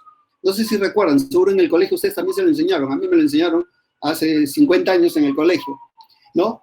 Se da una tregua, antes de la batalla, cruzan los que tenían parientes del otro lado, se dan un abrazo y se despiden. Y esto te prueba que no era que éramos los peruanos de un lado versus los españoles de otro lado. De hecho, en ambos lados la mayoría de los que la carne de cañón eran los nativos, eran los mestizos, eran los cholos, los negros, ¿no? Por supuesto, también había soldados españoles, argentinos, chilenos, ingleses, que los ingleses no daban la cara y no estaban en primera línea. Los ingleses estaban básicamente sobre todo en los barcos que movilizaban a estos ejércitos. Lean este libro y sobre todo presten atención a lo primero que hace San Martín y lo primero que hace Bolívar, ¿no? Está en la historia de la corrupción del Perú con datos y sustentación. Lo primero que hacen ellos cuando se instalan los congresos y todo es hacer que se pague la deuda de la independencia, o sea, se le empiece a pagar a los ingleses, se le pague a San Martín, se le pague a Bolívar y se le pague a sus tropas. Es lo primero que ellos hacen, ¿no? Con lo cual no me suena a una liberación patriótica del país, sino era básicamente una empresa. Los ejércitos de Bolívar arrasaban con todo, saqueaban todo.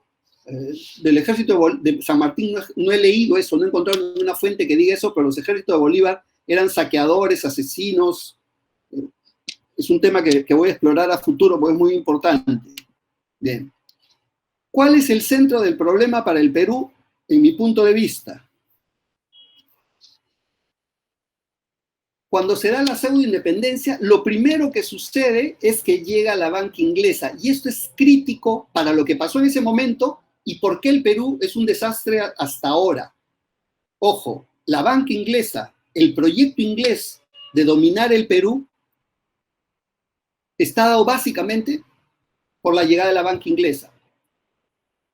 En el Perú, en toda Latinoamérica, los criollos ricos habían creado pequeñas empresas incipientes, habían creado una cierta industria incipiente, ¿no?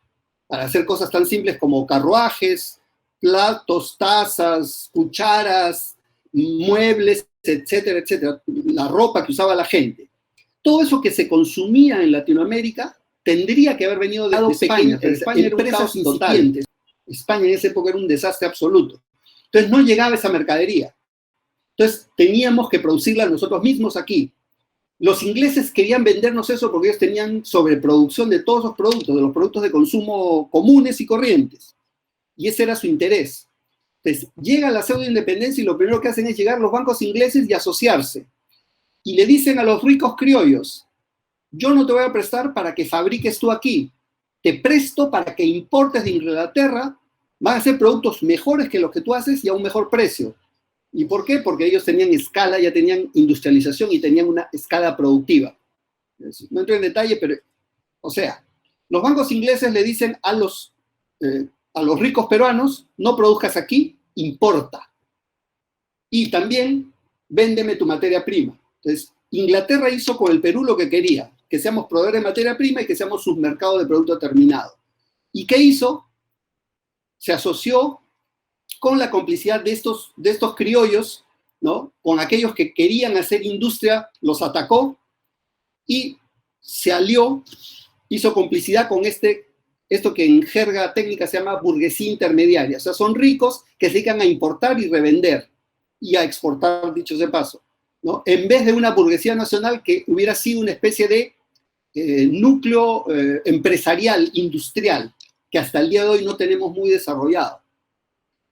Los bancos ingleses financian importadores, desfinancian a productores, pero sobre todo financian inestabilidad política. ¿Cómo así? En los primeros 51 años de república, tuvimos 25 presidentes, dictadores, lo que sea, gobernantes. 25 en 51 años, o sea, promedio 2 años. En parte, ¿por qué fue eso? Porque si algún presidente de esos que había llegado al poder, quién sabe cómo, empezaba a tener políticas muy peruanistas y muy anti-inglesas, ¿qué hacían los bancos ingleses? Financiaban a un general para que le dé un golpe de Estado y se ponga en su lugar. Esto es trabajo de los ingleses, es decir, toda esta pseudo-independencia es obra de los ingleses y lo que pasó después, que estableció la base del desastre que somos como país, como economía ahorita, lo hicieron los ingleses. ¿Por qué? Porque ellos querían que solo les portemos materia prima y que le compremos producto terminado. No tenían ningún interés en que el Perú tenga su propia industria. ¿Por qué tendrían ese interés? Ellos necesitaban materia prima, necesitaban un mercado, ¿no? Si ustedes recuerdan, estudiaron la época del guano, el salitre, parecido a lo que ha pasado con el gas de camisea hace poco, hace 15 años. ¿No? El Perú tiene una materia prima y en vez de usar eso para apalanquear desarrollo, como hizo Noruega, Noruega encontró mucho petróleo y gas en el Mar del Norte y con eso ha apalanqueado desarrollo industrial, ciencia, tecnología, educación. El Perú no. La mayoría del gas de camisea se va al extranjero, le deja muy poco rédito al Perú, una parte muy pequeña se usa dentro del Perú, no ha habido una transformación masiva del parque automotor, no hay un uso masivo de gas para industrialización, bajar costos industriales, etcétera, etcétera. Exactamente lo que pasó con el guano, con el salitre, con el caucho, con el cobre, el siglo XX, es lo que ha pasado con el gas de camisea y es el mismo esquema. Si ustedes leen Historia de la Corrupción al Perú y ven cómo fueron esos esquemas para saquear al Perú, lo van a ver reproducido en el gas de camisea y no veo ningún político que esté planteando que eso se acabe y cambie.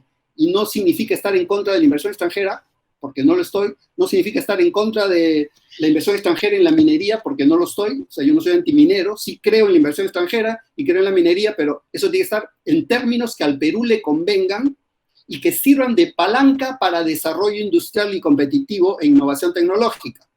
Entonces, no estoy en contra de la minería, solo que eso tiene que estar hecho en buenos contratos y que el Perú use ese dinero como una palanca para el desarrollo, como lo han hecho Canadá, Australia, Noruega, etc. Pero, ¿qué pasa con los ingleses?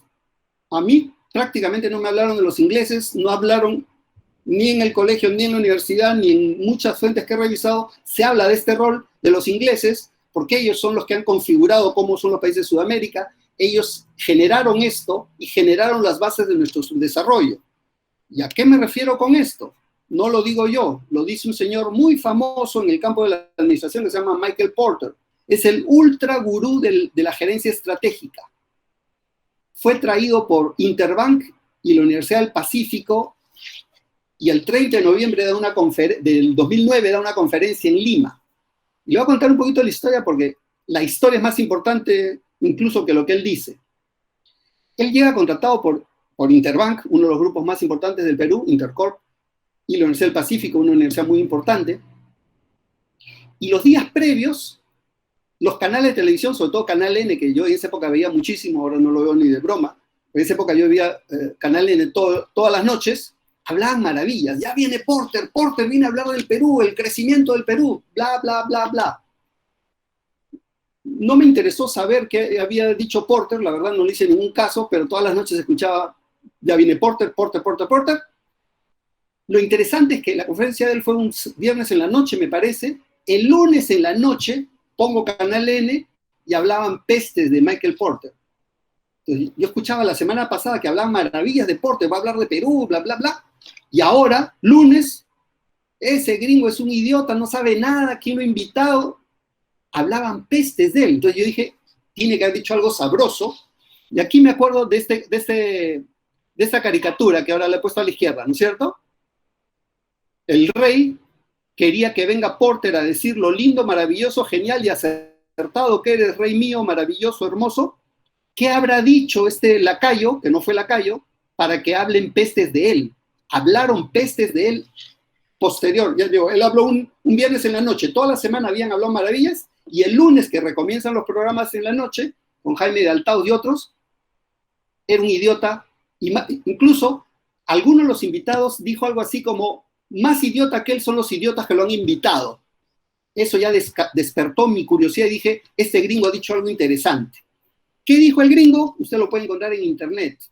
Yo he puesto una de las fuentes, he revisado varias, y todas coinciden que esto fue lo que dijo el gringo. Cada cosa que dijo el gringo no le gustó a los empresarios que lo habían invitado y los empresarios que fueron a escucharlo, que solo están acostumbrados a escuchar, que están acostumbrados a escuchar a esos empresarios. Tú, rey maravilloso, tienes razón, tú eres lo máximo, lindo, hermoso, ético, tú tienes razón en todo, la culpa la tienen los malos sindicatos, la culpa la tiene el ineficiente Estado, porque tú eres genial, sensacional y ético. ¿Y qué dijo Michael Porter? El Perú no tiene política de competitividad ni rumbo definido.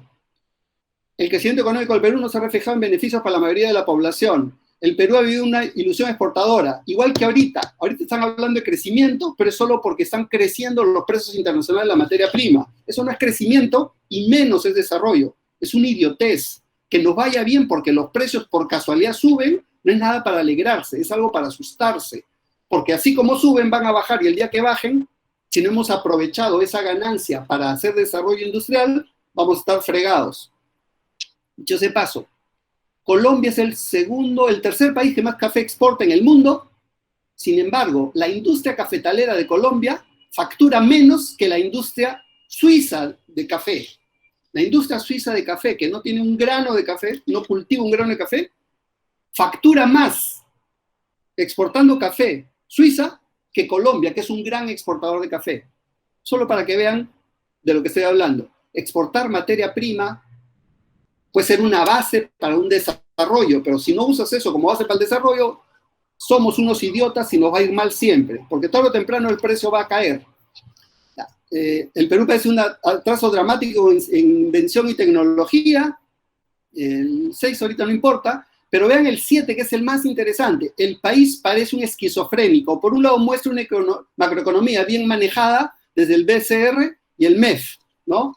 La estabilidad macroeconómica, ¿cómo se llama el presidente del BCR, del que hablan tantas maravillas, que se quede? Ok, sí, es bueno tener estabilidad, es bueno no tener devaluación, todo lo que quieras, pero vean, y por otro la realidad micro, donde campea la corrupción, los escándalos y la falta de convicción y seriedad de los poderes legislativo y judicial. Y sin embargo, hoy día que vemos en las elecciones, a la mayoría de electores peruanos no les importa la corrupción. O sea, ese roba pero hace obra es ley en el Perú, y no les importa a la mayoría de peruanos, particularmente en la élite. Entonces, esto que dijo el 2009 Porter y que les sacó lágrimas de sangre y odio a los que lo escucharon, sigue siendo verdad hoy día y nada ha mejorado. seguimos basándonos en exportación primaria y no invertimos en ciencia y tecnología. Y hay cifras de eso. El Perú invierte 1/3 que Colombia y 1/4 que Chile en ciencia y tecnología. Y eso está en cifras oficiales mundiales. Vean, eso lo encontré hace 3 días, me parece, hace una semana. Felipe Portocarrero Ofelan es profesor de la Universidad del Pacífico. Se lo voy a leer entero porque es valiosísimo lo que dice. En general, nuestra élite económica es sin duda inteligente, racional y estratégica. Vaya que han sabido mantener y continuar el proceso de acumulación de riqueza y de hacer de su modo de vida una aspiración, un poder pastoral. O sea, se han hecho ricos ellos y todos los demás peruanos los vemos como un modelo. Un batallón de administradores e ingenieros industriales y algunos abogados que de manera eficientísima juegan un camotito con la estabilidad del país.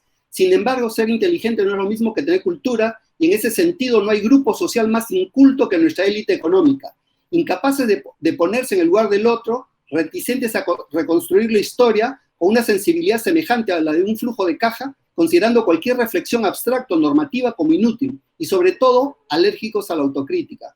Pues sí, nuestra élite económica es inculta, inteligente y eficiente para hacer dinero y circularlo de manera endogámica, o sea, para ellos mismos, pero bruta e ignorante cuando se trata de construir una sociedad justa. Es el costo de haber hecho de la incultura nuestra cultura dominante. Creo que nunca he encontrado un solo párrafo que defina todo lo que acabo de decir en hora y media. Lo ha dicho este señor, al cual no tengo el gusto de conocer, Felipe Portocarrero, profesor de la Pacífico o la Católica. Me confundí, no sé de cuál de las dos, pero resume lo que es la historia del Perú. Esta es la psicohistoria del Perú en un solo párrafo. Ya lo dijo el maestro tacneño como yo, guadalupano como yo y sanmarquino como yo, Jorge Basadre Groman, nombre de la Universidad Nacional de Tacna, de mi tierra. El Perú no ha tenido élites dirigentes, solo élites dominantes. Y Gastón Acurio, que es un tipo que debería meterse en política, dice, ese es el problema del Perú, las clases dominantes peruanas nunca han estado a la altura de sus responsabilidades, y ahorita es el mejor momento histórico para garantizar esto. Las élites dominantes no tienen idea de lo que es construir Perú, ni les interesa, mientras a ellos les vaya bien. Y esto lo dijo Gastón Acurio en el suplemento dominical del diario Mercurio de Santiago en mayo del 2009, pero sigue siendo brutalmente verdad. Nuevamente Gustavo Rodríguez, al cual ya les mencioné, ¿no?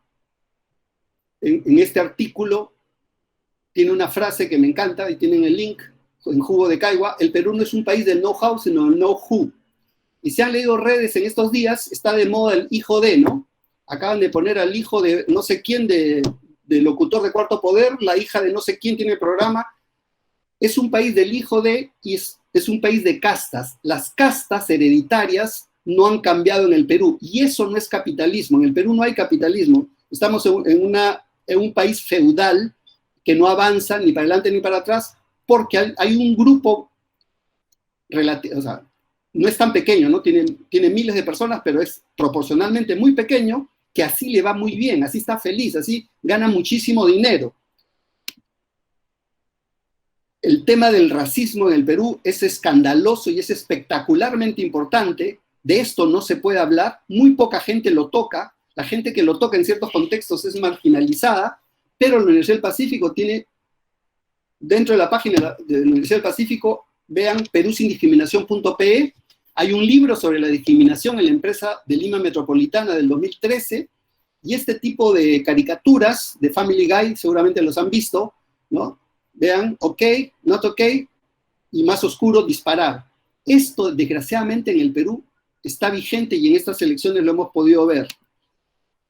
No voy a entrar en la parte propositiva, pero los invito a que vean en YouTube, entren a TED de Nick Hanauer, tiene varias presentaciones, pero hay 2 o 3 que están con subtítulos en castellano. Véanlo, él es un multimillonario norteamericano de la ciudad de Seattle, y él la tiene muy clara. Vean lo que él dice, y para mí eso es lo que tiene que hacer el Perú. No voy a tomar más tiempo porque ya nos hemos recontrapasado de la hora,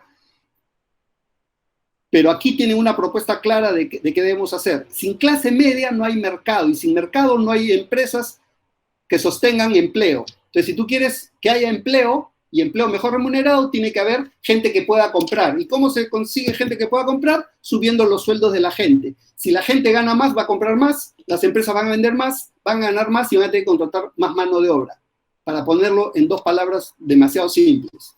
Pero vean, este dato es reciente y esto es publicado en Gestión, aquí no dice, pero esto lo saqué de Gestión, hecho por una consultora, Mercer.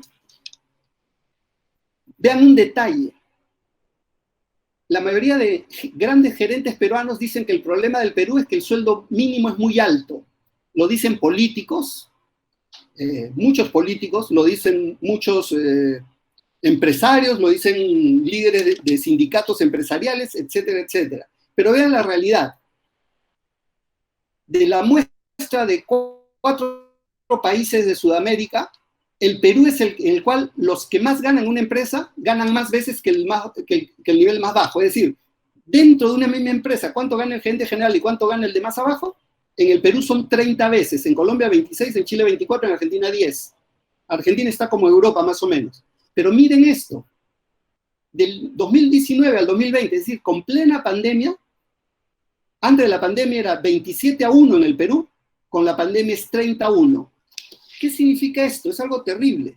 Eso significa que durante la pandemia los que más ganan han subido su poder adquisitivo y cada vez ganan más proporcionalmente que los que menos ganan. Sin embargo, en su discurso todo el tiempo repiten que el problema del Perú es que el sueldo mínimo es muy alto, que cómo van a subir el sueldo mínimo y todo lo demás. Yo tengo cantidad de recortes guardados en otra presentación que se los podría mostrar, de cómo el empresario peruano está obsesionado con que el salario es muy alto en el Perú y hay que bajarlo. Y de hecho hacen todo lo posible por bajar el salario. Quieren que el salario sea más bajo. Pero la realidad, ¿cuál es? Que cada vez los altos gerentes ganan más distancia con los niveles bajos. Y esto encima, en plena pandemia, se sigue ampliando. Entonces, el problema del Perú no es como nos lo pintan. Entonces, concluyo con 2 reflexiones. ¿Vamos a seguir enamorados de nuestras mentiras? ¿Necesitamos seguir con mentiras para sentirnos patriotas? Yo creo que no. Yo creo que soy más patriota que muchos. Yo amo al Perú y creo que parte del amar al Perú es que dejemos de mentirnos, dejemos de engañarnos, dejemos de hacer mentiras románticas sobre el pasado y veamos la realidad como es. Sobre todo, historia de la corrupción en el Perú. Vean eso.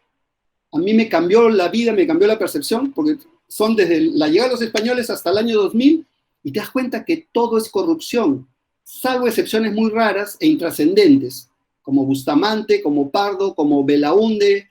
A Paniagua no llega el libro, ¿no? Belaúnde, por ejemplo, él no robó ni un centavo y eso está probado, pero dejó robar a su alrededor porque si lo hubiera tratado de impedir, le daban golpe de Estado y lo votaban antes de lo que lo votaron. Entonces, la pregunta es, ¿cómo hacemos para construir una república? Porque no existe república. Somos un virreinato con castas, unas castas que tienen derechos de cierto tipo y otras castas que incluso les quieren negar el derecho a voto, ¿no? Como el voto de alguien de Sicuani va a valer igual que un voto de San Isidro, por ejemplo. Y eso lo dicen explícitamente peruanos en redes. Y les podría dar nombres y apellidos de gente que lo dice abiertamente. Y muchos que no lo dicen, pero lo piensan. No somos una república. Entonces, ¿cómo nos volvemos una república? ¿Cómo nos volvemos un país que respete la Constitución, que no tenga jueces corruptos, un Congreso corrupto queriendo nombrar jueces corruptos al Tribunal Constitucional? ¿Cómo nos hacemos una verdadera república? ¿Cómo nos volvemos una verdadera democracia? ¿Cómo transformamos este pseudo-capitalismo, que es capitalismo salvaje, en un verdadero desarrollo capitalista? Y el punto es, ¿qué nos une? El idioma. ¿Con qué nos vamos a unir? Con quechua. Muy pocos, creo que es el 10% de peruanos hablan quechua. Además, son distintos quechuas. Yo no hablo quechua y nunca he visto una razón para aprenderlo, ¿no? De hecho, muchos que somos de ciudad hemos preferido aprender otros idiomas, inglés, francés, etc. Y no todo peruano habla castellano y no todo peruano habla bien, en el sentido limeño de la palabra bien castellano. La misma cultura, nada que ver. Si conocen el Perú, yo conozco prácticamente todo el Perú, me falta muy poquito. De una sola cultura no tenemos nada. Comida. Ese es el cuento que yo más me he creído hasta hace poquito. Hasta hace poquito yo creía que la comida nos unificaba, hasta que me di cuenta que la comida peruana que sale al mundo es solo la comida peruana que es aceptada en los restaurantes de lujo de Lima. Entonces, si una comida peruana es aceptada en algún restaurante de lujo, ahí se vuelve comida peruana. Pero hay muchas comidas peruanas, cosas que se comen, no sé, en Amazonas, en Loreto, en Madre de Dios, en Huancavelica, que jamás van a llegar acá. No hay comida peruana. Hay la comida, cierto, digamos la comida de Gastón Acurio, que ha adoptado muchas comidas regionales, las ha transformado en algo de bandera. Ojo, no estoy negando el valor de este fenómeno, me parece maravilloso el fenómeno de los restaurantes peruanos en todo el mundo, es maravilloso y es... Cuando yo estoy fuera del Perú y digo peruano, lo primero que me dicen todos en Europa, en América, es, la comida. Y eso ya es mundial. O sea, no estoy despreciando ese fenómeno, pero diga que haya una comida peruana y que nos una a todos, cuentazos. Y lo otro es la selección. Bueno, cuando gana, pues ya saben lo que pasó, que fue usada políticamente. Bueno, para mí lo que más nos une es la selección peruana cuando gana, ¿no? Y la Padula ahorita.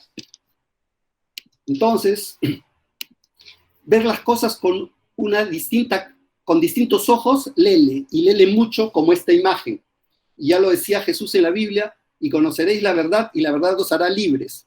Y a eso yo agrego, y solo seremos libres si tenemos los runtus de confrontarnos con la verdad. Sapere aude, ten la audacia de saber, atrévete a saber. Bien, damas y caballeros, les agradezco mucho su atención, lamento haberme extendido tanto. Ahí está mi correo, si a ustedes le puedo pasar este PowerPoint a quien desee, me escriben a ese correo, tengo algunos materiales también en PDF que podría compartir. Muchas gracias.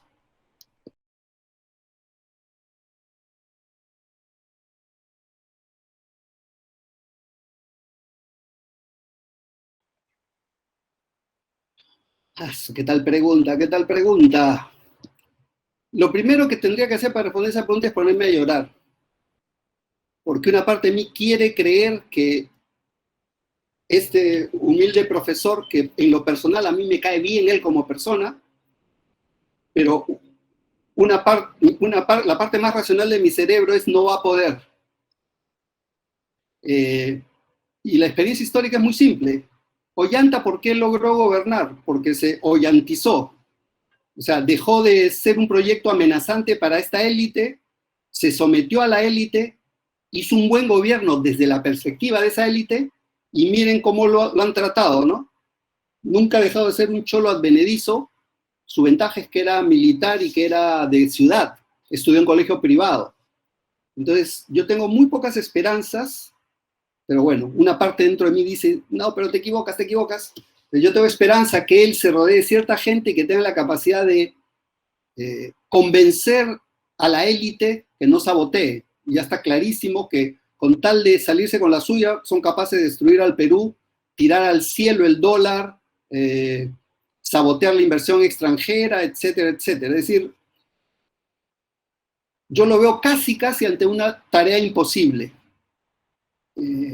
Creo que se necesita demasiada malicia, astucia para salir con éxito y hacer un cambio. Porque mi escenario más posible, optimista, es que él se ollantice, ¿no? O sea, a un gobierno al gusto de las élites, de modo que lo dejen terminar su periodo así como lo dejaron Ollanta, y que no haga ningún cambio fundamental. Hasta ahí sería mi intento de respuesta.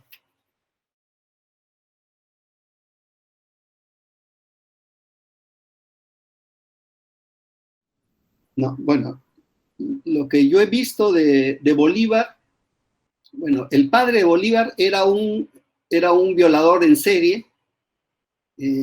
Parece que su familia era muy tóxica. Bolívar aparentemente, hasta donde yo he podido ver, era una familia enferma realmente. Eso explica actos de crueldad, masacres, genocidios que él cometió, saqueos, pero más allá no, como le digo, para mí Bolívar es un tema que recién he empezado a estudiar, nunca le había prestado mucha atención, y lo que he empezado a ver, a unos lo endiosan, pero en las fuentes que ya se ponen más serias y reflexionan en serio sobre Bolívar, realmente es un personaje terrorífico. Y de hecho, hizo asesinar muchísima gente, traicionó a Miranda lo entregó a los españoles y murió en una cárcel en Andalucía. O sea, realmente algún profesor colombiano de historia, que es un profesor colombiano en España, decía, con razón Hugo Chávez lo sigue fielmente, ¿no? O sea, Hugo Chávez es hoy día, la peor versión de Hugo Chávez sería una encarnación de Bolívar, más o menos. Pero ya le digo, las fuentes que yo he revisado parecen indicar que era genocida, ladrón, saqueador, realmente, pero bueno, sobre ese asunto romántico, la verdad no he llegado, voy a buscar a ver si lo encuentro, pero no tengo la menor idea. Que dicen que Sucre era el verdadero, el que de verdad hacía las batallas, que Bolívar no participaba, eso es lo que escuché alguna vez.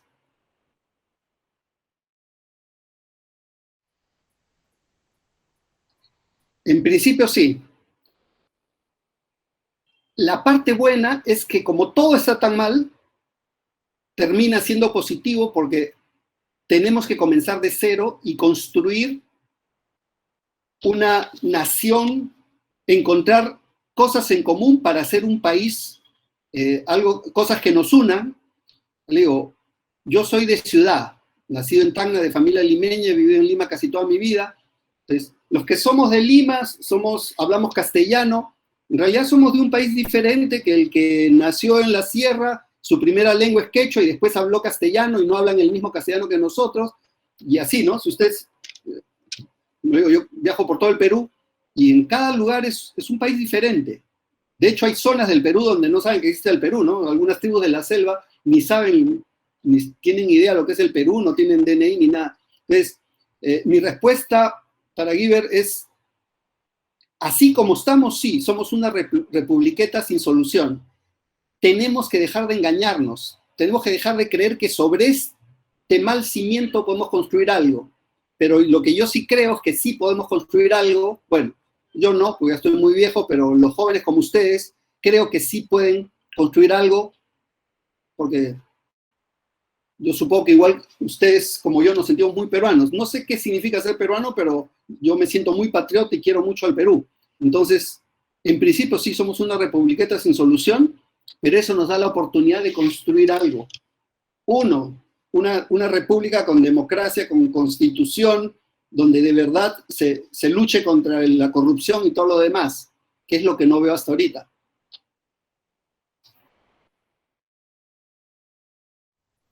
Ya.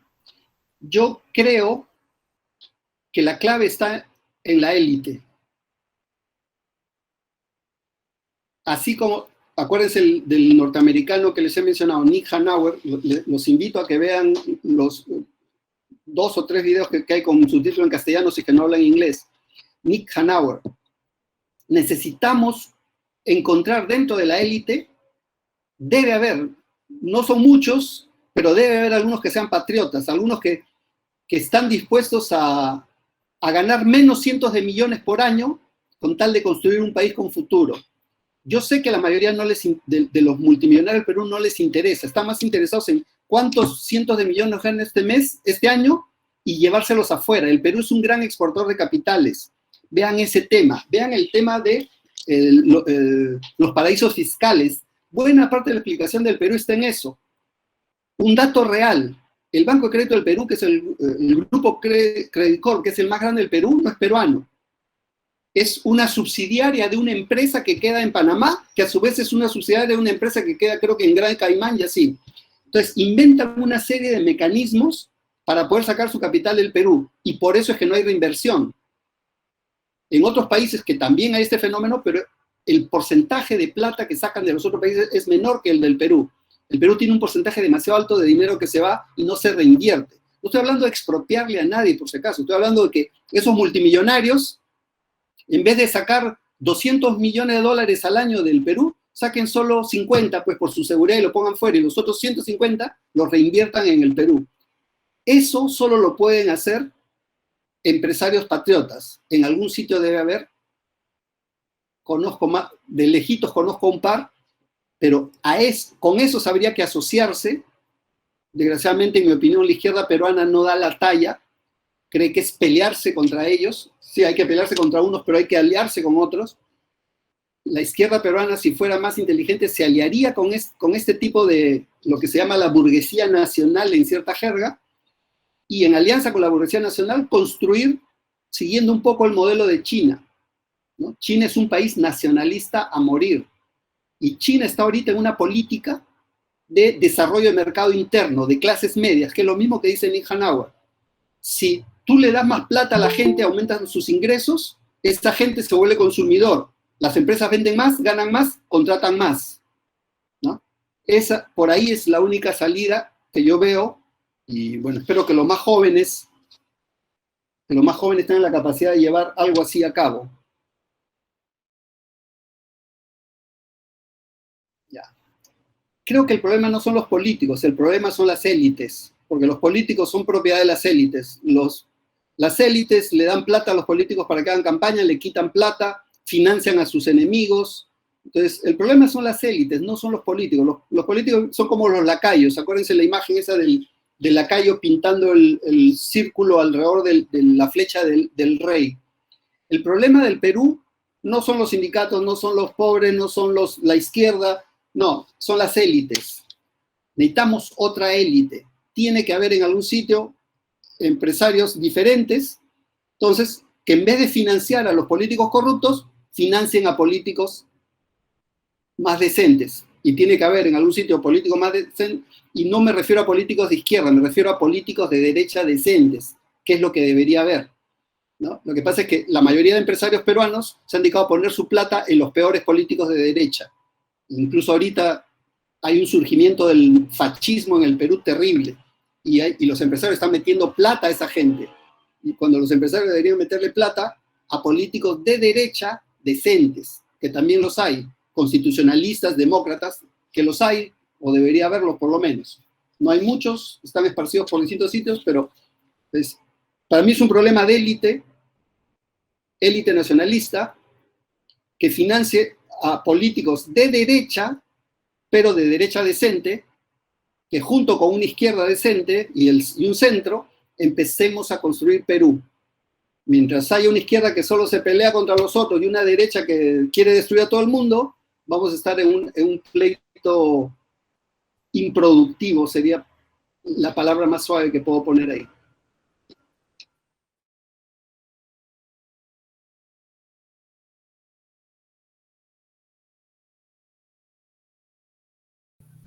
No, nada más agradecerles por la invitación y la ocasión de compartir estas ideas, que para mí es un tema relativamente nuevo, a pesar que lo vengo trabajando hace muchos años. Nunca lo había puesto como conferencia y recién lo he empezado a poner desde hace un mes. Y bueno, lamento nada más la extensión, han pasado casi 2 horas, pero bueno, espero que algo de esto sea material de reflexión para ustedes. No se trata que me hayan creído o no creído cada idea mía, sino que sea un material de reflexión y que trabajemos juntos, los que de verdad nos sentimos patriotas, en construir un país. Para mí, la tarea está completamente por hacerse. De repente hay que demoler un poquito algo de los malos cimientos y hacer todo nuevo desde los cimientos. Muchas gracias y buenas noches.